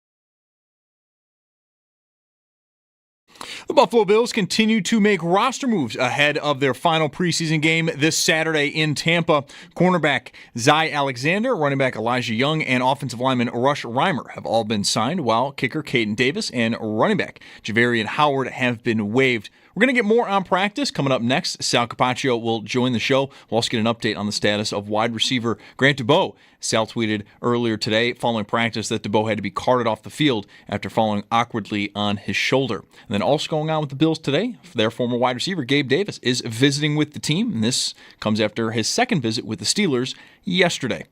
Ravens quarterback Lamar Jackson left practice early today with what multiple reporters said initially at the time was a potential right wrist or hand issue, but a team spokesperson said after practice he left due to his foot being stepped on. He should be fine. The Bears locked down backup quarterback Tyson Bagent, a 2-year extension worth $10 million. Could be worth up to $16 million with incentives. And then some early afternoon baseball today. The Bisons got a 4-1 win over Scranton, while the Pirates, they down the Jays 2-1. Coming up later this afternoon, Mets at Washington, 6:45. While the Yankees, they will look to somehow top their 9-home run performance from last night when they take on the Rays just after 7:30. That's your Paddock Chevrolet Sports Update. Paddock Chevrolet celebrating 90 years of being your hometown dealership. I'm Zach Jones for WGR Sports Radio 550.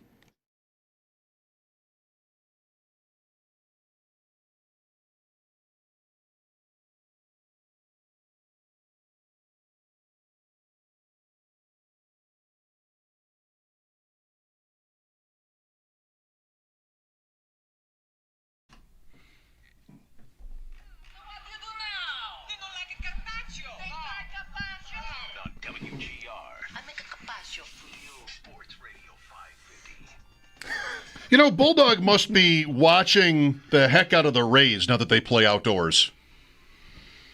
Red Sox are contenders, Yankees, Rays, like that's meaningful. You had that hang-up with that stadium. They're playing outdoors. Rain delays.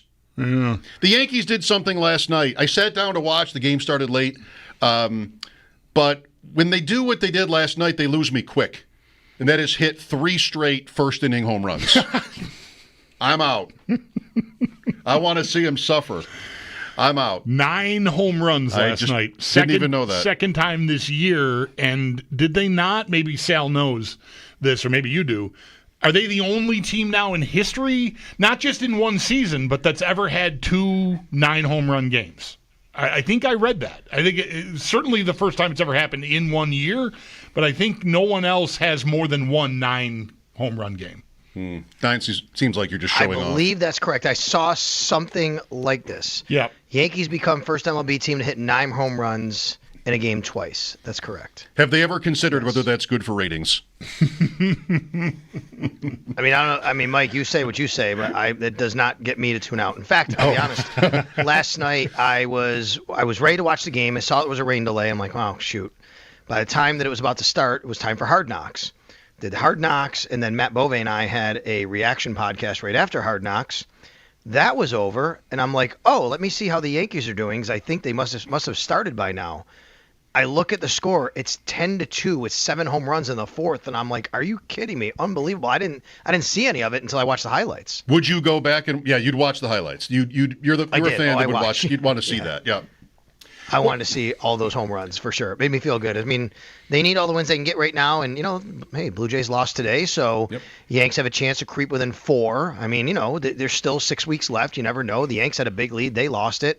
They have the Red Sox coming up for a big series. So, the way they're playing now, I guess that I'm invested again. Don't go ignoring the Red Sox in between there. The Red Sox are still in second, are they not? Or no. That changed. Oh. They're a couple games behind the Yankees now. I didn't know that changed. Holy cow. Yeah, they lost to Baltimore twice. Oh. Yankees and Red Sox this weekend. Blue Jays are in Miami. So you got that. Sal, what are the reviews to you that you're hearing on Hard Knocks? Bulldog and I were talking about it. He's watching it, and he thinks the show is sort of not as interesting or maybe at least controversial as it's been. Oh, 100% that's right. I think it's exactly what the Bills want, right? I mean, it's what you aim for if you're any NFL team. You want to keep all of the controversy, drama, whatever word you want to use out of it, and say just focus on, the cool storylines and good PR for the team. And yeah, you're going to have some cool moments and people are like, oh, that was kind of interesting, right? A couple of guys, going at it again with the Chicago Bears, right? A coach, swearing at his guys because they didn't do something right. But man, this has been from a Hard Knocks standpoint, I think it's been as vanilla as you can get, and I think that's exactly how the Bills Sure. want it. I wonder how HBO feels about it. I wonder what sort of reviews it's getting from people that aren't Bills fans, because, I'm a Bills fan. I'm enjoying watching the show, but it feels very much like a show they could have produced themselves with their embedded series, So I wonder if viewership takes a hit, and I have no idea if it will or if it is, but if HBO will find the whole thing worth continuing to do. Because it's a fight to get a team to want to do it. Teams are exerting control over it. And this sort of happened to the NHL Road to the Winter Classic series. The first couple of those were excellent, and then they got the teeth got taken out of it. And it still was, for a super hockey fan like me, worth watching, but it was not as interesting unless you're a fan of the team that's being featured. I think most people watching would share that sentiment, what you said, and how we felt about it. In fact, I think one of the ways to judge that is we are not seeing anyone actually talk about it or hearing or seeing tweets about it, right? Like the Giants Hard Knocks was, oh my God, every single time you turned around, there was something people were talking about in this big storyline in national media. We really don't get that at all. For locally, the fans, the Bills fans, Matt and I do the podcast, and there's running comments. This is right after the show. There's running comments, and I think it's pretty much the same. But there are a lot of people going, "Hey, I've never really watched it, but since the Bills are on, I've watched it. I really like this kind of stuff," and I think that's cool. It is really good insight for a lot of fans who don't normally get the insight, and they want to see it. And especially if you've never watched Hard Knocks and you don't really understand what it's about, and you're seeing things that maybe you didn't understand what you would see, and that's really cool for you. I also think last night was the best episode of the three, to be quite honest. I thought last night they got in, now that they're back home out of St. John Fisher, they got a little bit more into the, personal storylines and the coaches together and all those things. I liked last night's episode the best. I agree. Of the three, it was my favorite. My favorite moment from last night's episode was the footage of Andreessen picking off a ball in the end zone in a practice in Orchard Park. This wasn't a part of the Chicago thing. And getting up, he would have been down, but he got up and just ran all the way to the other end zone with the ball. And who chased him and punched it out but Allen? I just thought that was such a funny moment that you've got the local guy, a feel good story, but he's an undrafted, and the $300 million quarterback is the guy chasing him just to you can't even though this isn't a real thing, I'm coming for you, and I just thought that was really, really cool. I remember the day, I remember the play, standing there watching it, and when this happened on Hard Knocks, I turned to Yana and Max and I said, oh, watch this. Josh is going to go get him. I knew it was going to happen, right? Yeah, right? And I didn't know if they're going to show the whole thing, but since they started showing that, you figured, that would happen. I think maybe my favorite was Ed Oliver and Ty Johnson on the horse, and seeing Ty Johnson at the end, oh my God, he's going to fall. No, he's not going to fall. Right. That was pretty cool for me. And of course, I just think that the football stuff, the meetings, and seeing McDermott talk to his guys about reps and what they mean, and highlighting Jimmy Charlo, and nobody had him on their bingo card, I don't think, being highlighted in Hard Knocks, right? And I think that was really cool, just kind of what they're all about when they're in that setting, and they're showing these guys to each other, to their teammates, and highlighting and saying, okay, guess what? You get more reps now because of this. Well, I very much look forward to, in 4 years, watching all of this after school in syndication on Channel 29. I think that'll be really fun. It'll be nostalgic at that point. Sal Capaccio on the Wester Hotline. Sal, what was the lead story of the day? The lead story might have been the fact that this guy, Grant Dubose, who just signed with the Bills yesterday, wide receiver, he got carted off. He got carted off the practice field. And it's just I say it like that because it's oh my gosh, I'm not sure what this guy really supposed to do, because last year he had a really major concussion while playing with the Miami Dolphins. He was in the hospital, and he's back playing football again. He's trying to make his way back to the league, and suddenly he signs with the Buffalo Bills, and literally the next day he's in a one-on-one drill, and he goes to the ground, and he hurts his shoulder or collarbone or something, and the card has to come out. I think that was a lead story today. I think Deion Dawkins talking about Keon Coleman was really interesting, and This is on the heels of Josh Allen, his talking about Keon's maturation, and then Dion talking about Keon and saying it is night and day between last year and this year, and the way that he's handling things. And he said the league better get ready for Keon, because he sees such a difference and sees and believes what he's going to be, and that starts this year. Pretty big words. Yeah, those are big words. And Brady also, the coordinator, talked about Keon and even used your word from I don't know, was that 3 weeks ago when I asked you what looks different about Coleman from year 1 to year 2, and you used intentional in his route running, right? I did. I think it's wild, right? It's true. You asked me this. We had this discussion. You said to me, what do you think is different, if anything, about Keon? And I paused. I said, I don't know. I'm trying to find the word for it. I said, I think the word I would use is intentional. He's been very intentional about everything he's done. I watch him and I can tell he's thinking about where to be at the top of the route, how to set up his feet, how to do everything. Everything seems really intentional. Well, that was, like you said, Bulldog, maybe 3 weeks ago. Mike, you were off. Joe Brady goes to the podium today and he's talking about Keon Coleman. And he starts talking, and then suddenly he says, I think everything he's doing is very intentional, and his intentionality. And I'm like, oh, my God. This is literally the word that I used with Bulldog. I texted Bulldog and said, was he listening to WGR? And he got that word, because that's pretty cool that he just did this. Right. Brady in these press conferences is very, I want to say, safe. Not that that's always bad or anything. We've spent a couple days recently parsing Sean McDermott's comments. He seems a little bit critical here. What is he going for? Or is he just being honest?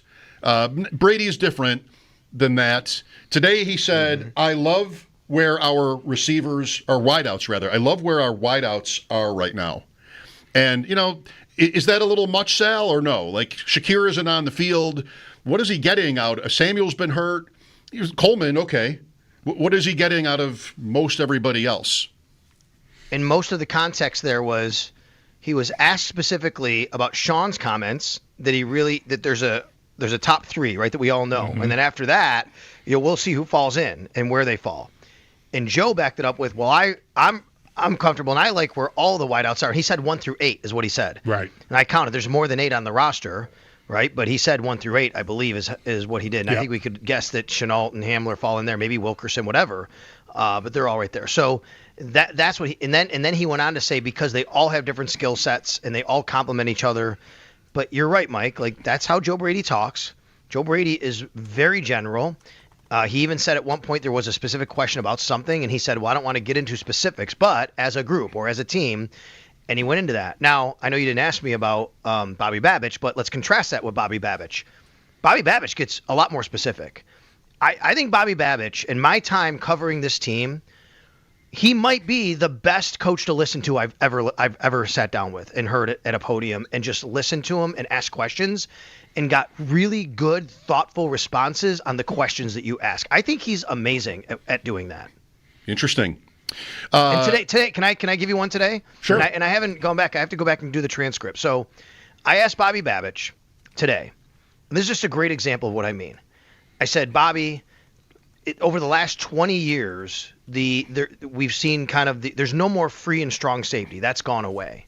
But you still have to probably evaluate and as a defensive coordinator have a philosophy of how you want your safeties to play in the box or free, and they're going to have different skill sets. How do you go about that philosophically? And he right away said, all right, a safety position question. I love this. And then he says to me, who would you have said is the strong safety between Micah and Jordan? So I'll ask you guys, who would you have said? I would say Micah was the free safety, Poyer was the strong safety, mostly because Poyer's shoulder pads looked bigger. I would have said the same names without that reason in mind. Well, I wanted to answer that way and thought, why do I want to answer that way? And I'm admitting that it's because Poyer's shoulder pads look bigger. I answered the same way. I said, I would say Jordan. He said, good.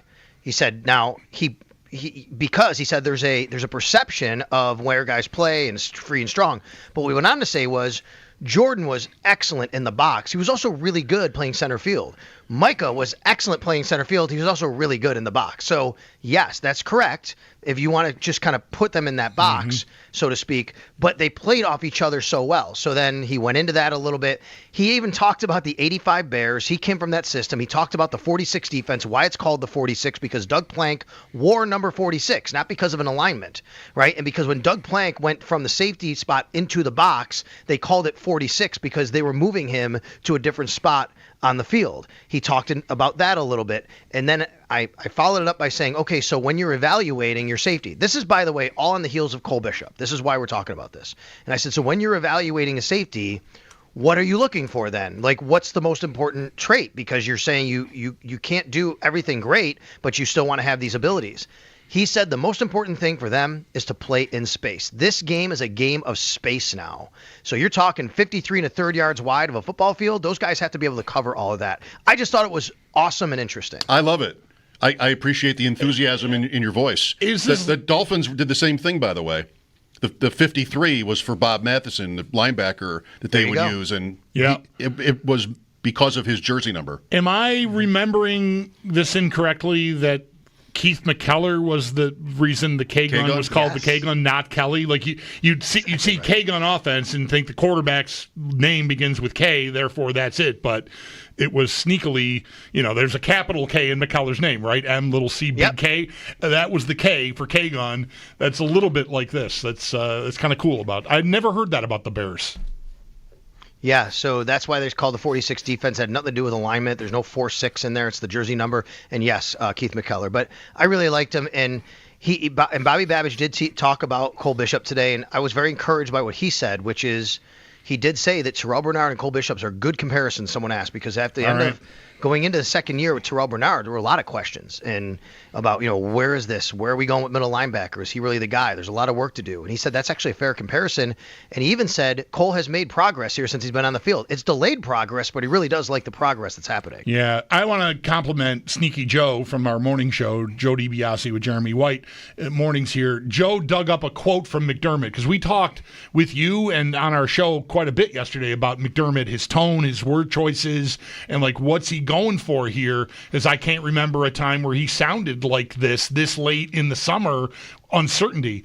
And Joe had a quote. It's not exactly what he said about Bishop the other day, but it was close enough about Bernard. Like we don't know, we're not getting what we need here, or something to that effect about Bernard. And of course we know he got on the field and was, excellent almost right from the start, even though he missed all of the summer.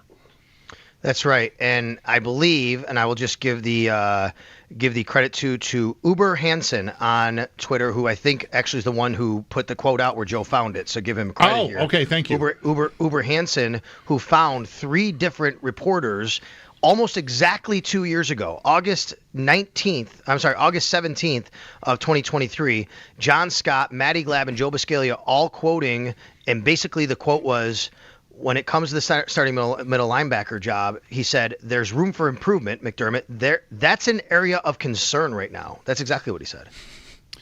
Sal Capaccio on the West Her hotline. Did I read that Dalton Kincaid took a hit today? He was going over the middle. Taylor Rapp came up to make a play on the ball. They collided. Dalton was down for a brief second. He was a little slow to get up. He did get up. He walked over to the sideline.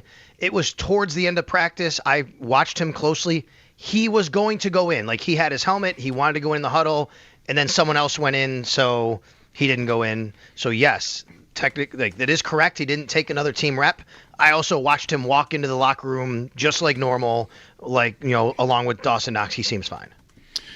What's your answer to a question we were discussing about James Cook earlier, whether or not, I wouldn't want to put it to you as in like that his new contract, his more secured future with the Bills would mean that necessarily because of that he would play more than his league low 44% of the snaps among running backs who had at least more than 200 carries last year. Do you think that that's in the cards for him for one reason or another? I don't. I mean, it could be. The only way would be because of injury and you're not as comfortable having someone else carry the ball as much, maybe behind him. But I look what they have in that running back room, and that's James Cook, that's Ray Davis, that's Ty Johnson. I think Ty Johnson is an excellent third down back. Josh Allen called him the best third down back in the league. They're going to use him on third downs. I don't think that even if James Cook improves on third down, you might see an uptick there. I don't see it's going to be so drastic that we're going to be talking about this huge snap count increase. So, no, I think James Cook, where he's been, where he was last year, is exactly where they want to be, and that's why they paid him. Let's pay him this money. Let's keep doing what we're doing with him because it works. When you were on the field for Bills Bears, did you watch Tyson Bagent play and think this guy ought to get a $10 million extension within a couple of days? Because that's what happened. No, but I remember watching him in preseason a couple of years ago, I think it was. I remember watching him in another game, or maybe it was the cold game that the Bills played in Chicago, one or the other. And thinking, boy, this guy's got some moxie. I really liked him. Like the fact that he was out there trying to ball, right, and do everything he could to make plays. Certainly did not think that he'd be signing a pretty decent size extension. I guess you call it decent size, but in this day and age of quarterbacks, you're paying Justin Fields what you're paying him as a number one pick, but it is on a rookie contract. So I guess you could wash that a little bit by paying your backup a little bit. There are clips of him at a press conference reacting to this contract, and he's in tears. He said his father didn't have running water as a child, and he played, Warren Sharp has that he played D2 football in West Virginia, like a very modest amateur career, and now, this is pretty good. Shepherd University, I believe. The Shepherd Rams. I don't know anything about him. It's an easy guy to root for. Yeah. No doubt. That's all there is to it. At $10 million, there are a lot of ways to parse these contracts, but watch out Caleb Williams after that, second pick. Here come the masses. Look out. Footsteps. He paints his nails. Yeah. Agent wants it more. Nobody defended him when Joey Bosa knocked him over at practice on Friday, right, Sal? Did you see there was a clip of that on Hard Knocks? There was, yeah. And it wasn't that hard, as I thought. I know. But he did get him kind of up in the, a little bit more in the neck area than I thought. Yeah. Anything that we're missing here? There were some roster machinations here, but anything else that we need to know about? Anything really notable? I think the Gabe Davis visit is notable, right? Okay, right. Yeah, that's something that reportedly is today happening. And I just, I'll go back to what I said yesterday, which is, to me, this is all about doing your due diligence on where he is health-wise. Gabe Davis was released in May with an injury designation. He's been rehabbing the last few months, and the reason why he hasn't signed yet is partly because he hasn't been fully healthy, but also on his own accord. Why go sign with a team when there's a 90-man roster and everybody's sharing the weight room and the training room when you can go do your own thing, which, by the way, he owns his own rehab facility and training center, I should say, in Orlando. Get healthy, get as healthy as you can, and then go show teams what you can do right around cuts time. That's now. You see what he is health-wise, Pittsburgh, Buffalo, wherever he's going to go here. And then, to me, it's, okay, we see where he is. Now, if you think that he can help your team and be healthy, what happens the next 6 days before cuts? Does something else shake free that you like more? Is it Gabe that you want? Do you want to do that before cuts because then you get ahead of it, or do you just wait on it? So I think that's where we're at with all that with Gabe Davis, but I do think it's notable, obviously, that he's visiting, and it's obviously somebody that the Bills are very familiar with. Thank you for this, Sal. We'll talk again soon. All right, you got it. There's Sal Capaccio on the Western Hotline. His appearances are always brought to you by New York's only outlet liquor. When you need to stock up, it's the place to buy a case. What's your outlet? Mike Schopp and the Bulldog here at 803-0550. Cook, Davis, and many of the other topics swirling around the Bills. How about the Hard Knock series? What do you think? We'll look for your calls again after the update. This is WGR.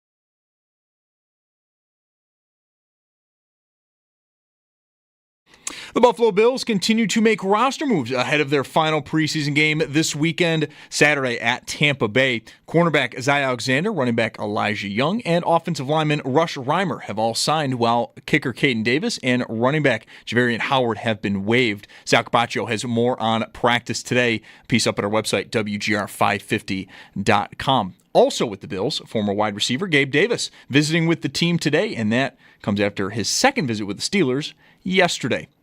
Ravens quarterback Lamar Jackson did leave practice early today with trainers. Multiple reporters on the scene said they believed it was due to a right wrist or hand issue, but a team spokesperson after practice said he left due to having his foot stepped on. He should be fine. And then some early afternoon baseball. Bisons get a 4-1 win over Scranton, while the Pirates, they down the Jays 2-1.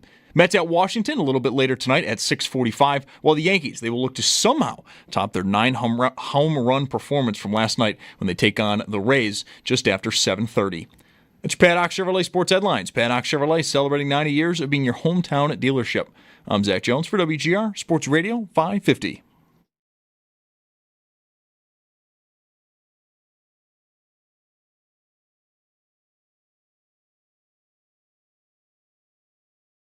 The best thing is we've got Cole back in the fold with things, right? He's practicing all those reps that he missed from his injury. Now we're starting to make headway in that way, if that makes sense.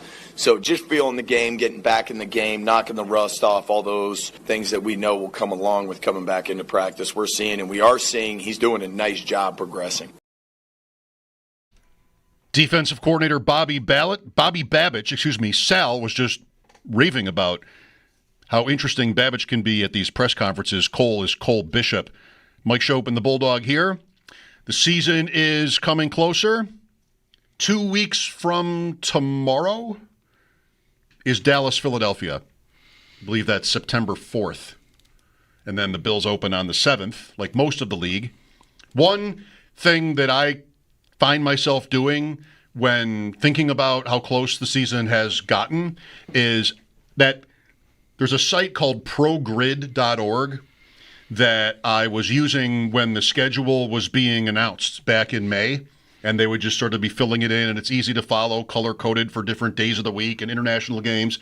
And other than to either restart my computer or close tabs so that my Wi-Fi doesn't dump me out during podcasts, I have had this grid up every minute since, with everybody's schedule. It helps for fantasy tournaments because you want to know in the playoff weeks who's playing whom. But like today I was looking at how Minnesota starts with a Monday night game against Chicago, in Chicago, a Sunday night game against Atlanta in week 2. I don't know if I'm that crazy about that matchup for a Sunday night so early. Right? A little bit of a letdown. Minnesota and Atlanta, Sunday night, week 2. Yeah. I'm very interested in both of those teams. To me, they both could be. Minnesota could be what they were last year, just with a different guy throwing the passes. I think that's still a stacked roster, and Atlanta could really take a step. So I don't know. I'm all right with it. It's a little early. I agree. Like it'd be better if they're both 5-1 and off to the season that I'm dreaming about them both having. Love it on a Thursday. Dreaming's a little strong. I hate Atlanta, but I like Penix, so I'm sort of rooting for Atlanta now, and I'm all tangled up. I hate when I can't stand by my convictions. Will this be the first time you ever see Bijan Robinson? Week 2, Sunday Night Football, Minnesota and Atlanta. In Minnesota. It'll be the first time I know that I'm watching him. Like I think I've seen Atlanta play, but it's just been kind of like whatever. But I think I'll really be sitting down to watch that game. The Bills have Atlanta in week 6, by the way. That's part of the reason why I'll be paying more attention to them than I normally would. So the Vikings, Monday night, week 1, Sunday night, week 2, week 3, when the Bills play on the Thursday night against Miami. So you're home, you're filling out your FanDuel lineups, you're doing your thing, you're on the couch, you got your drinks. Minnesota hosting Cincinnati is the week 3 game, like a 1 o'clock game. All right. Sounds all right. I don't know what else is out there. This is what I enjoy doing when, I think about the season coming up and like matchups and nights and everything. My son will have a lacrosse tournament on that Sunday. I'm like, oh, well, I don't have the Bills. So let's go. You can go, right. And of course, I won't be on my phone. No. Making late swap roster moves. No, that wouldn't be you. Weeks 4 and still on the Vikings. So again, Monday night, then Sunday night, then this Bengal game, which is kind of cool, 1 o'clock on a Sunday. Weeks 4 and 5, they both play in the morning. They are going back to back in Europe at the Steelers in Dublin and then the Browns in London. So you get Minnesota. You'll get so much Minnesota to start the year. Week 6 bye, week 7 the Eagles. That could be like a marquee game. Week 8 at the Chargers on Thursday night. Then it calms down. But first half of the season, lots of Vikings. Before these games get flexed, even. Back-to-back games in Europe. You put it that way. What are we doing here, fam? I mean, come on. There was a story. I don't know if you saw this. I made note of it. 2 teams from the Spanish League are slated to play a regular season game here in America. There's a Spanish League? Not football, soccer. We're talking okay. About. La Liga? Yeah, La Liga. Thank you. All right. I think it's Barcelona and maybe Inter Milan. Does that sound right? That's Italy. Oh, okay. Then that can't be right. Then who's the other? Maybe I still have it somewhere. Outer Milan. Oh, Villarreal is the other team. So Barcelona and Villarreal are scheduled to play a regular season game. Nothing for Outer Milan. And sorry, I was too busy trying to correct my mistake. I needed the by mixing up Italy and Spain teams, Italian and Spanish teams is what I wanted there. Anyway, Real Madrid is raising a stink.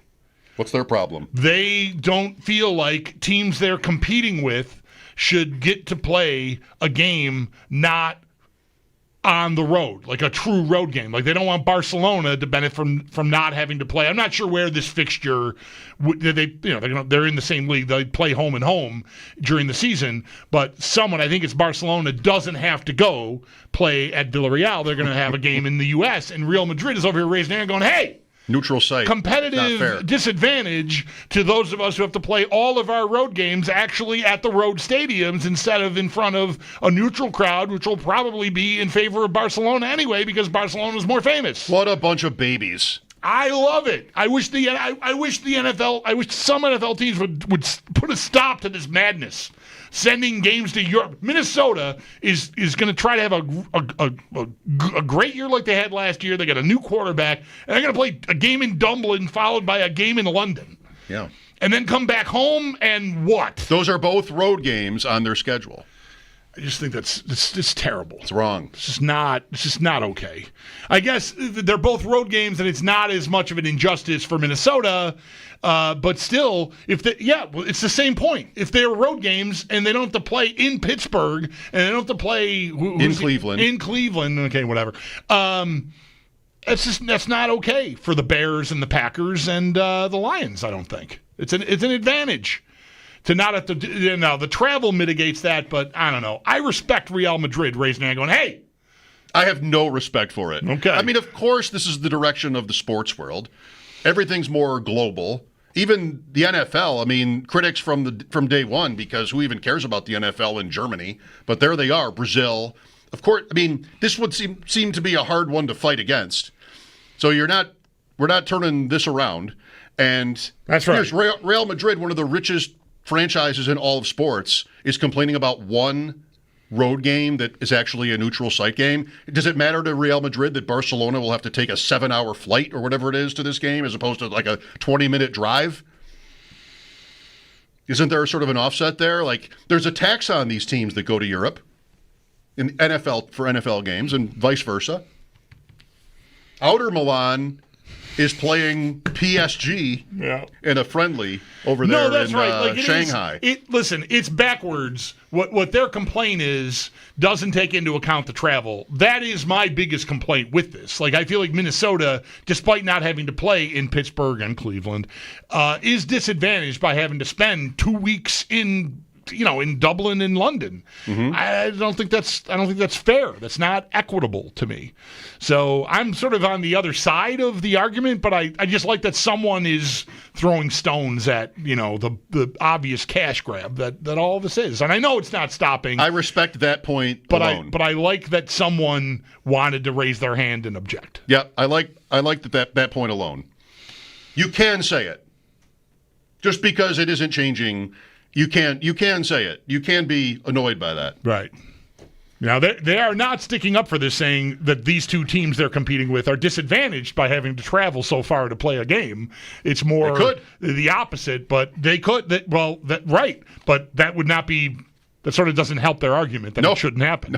No, I wonder how many Real Madrid fans are sitting back going, let them go. Let them go. They're going to be tired when they get back. It's good for us. One game. You know what, Madrid? Go be better. It's a long way to travel for one soccer game. 5 feet is a long way to travel for some soccer games. 5 miles. So this is the point is only there's a lot of Minnesota coming down the pike here. Yeah, on your televisions early on. Sorry, I didn't mean to hijack your Minnesota Vikings segment with this, but I loved it. Talking about things you've had saved in your browser, that story was last week. I've had it saved in there thinking one day I'm going to want to make a point about this, and the opportunity presented itself, so now I can close that out. Opportunistic as always. Another team that'll be all over your TVs is the Bills, who are on prime, like last year, 4 times in the first 6 weeks. And then only once after that. So a lot of early Bills. I feel like that's a little bit better. They're a better team. Okay. I don't know if I'm going to like watching Minnesota this much. No laws forcing me to do it. No, that's right. No laws forcing me to get up at 8 to set lineups before Vikings, Browns in Ireland. Or London. Sorry, that's the one in London. I do have some freedom left. Mike Schopp and the Bulldog. This is WGR.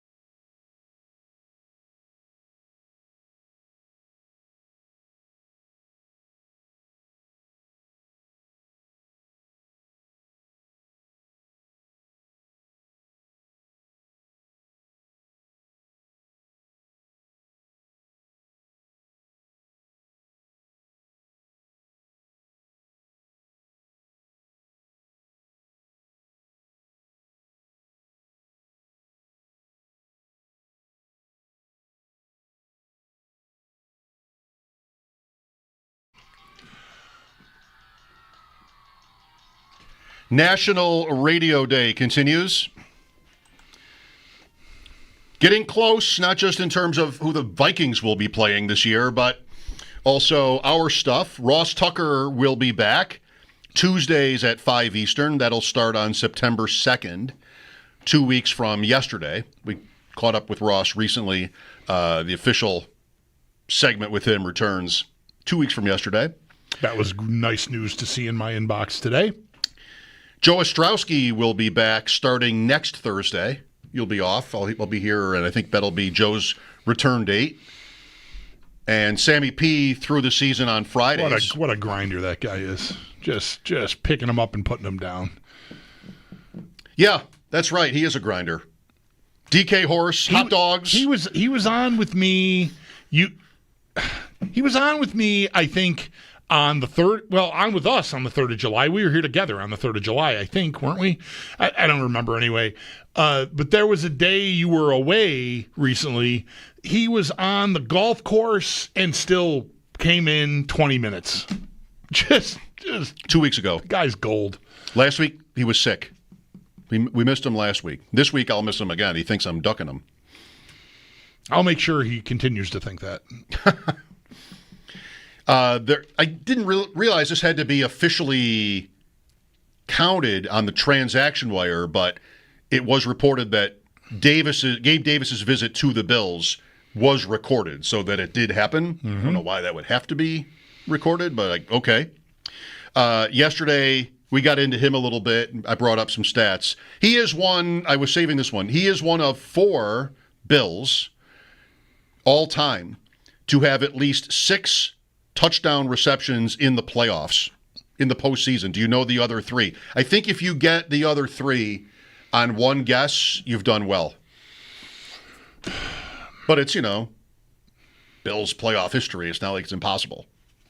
6 or more playoff catches, postseason catches for touchdowns. 6 or more postseason touchdown catches. Okay. Right.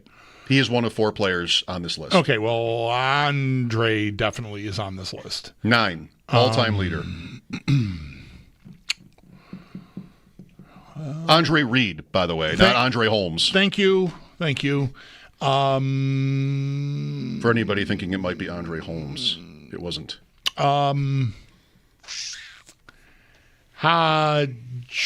James Lofton. Very good. James Lofton had 6 touchdown catches for the Bills in the postseason. And there's one more.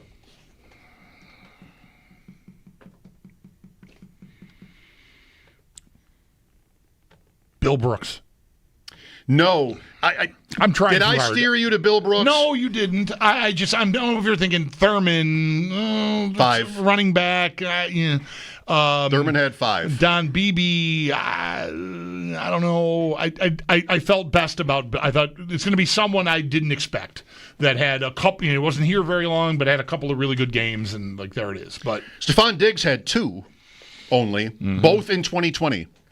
The Ravens were 1, maybe the Colts. I'm not sure what the other one was. The low-scoring Taron Johnson game, Diggs had a touchdown catch in that game. But he did not have a playoff touchdown reception for the Bills in his final 3 seasons here. It's a source of contention there, discontent. So who's the Knox? Wow. Dawson Knox has 6. I was not even thinking about the current team at all. Not bad, right? Yeah, it's pretty good. 6 postseason touchdown catches for the Bills, Dawson Knox. None last year, but at least 1 in the previous 4 seasons for Knox. That's nice for him. It is. Take that to the negotiating table next time.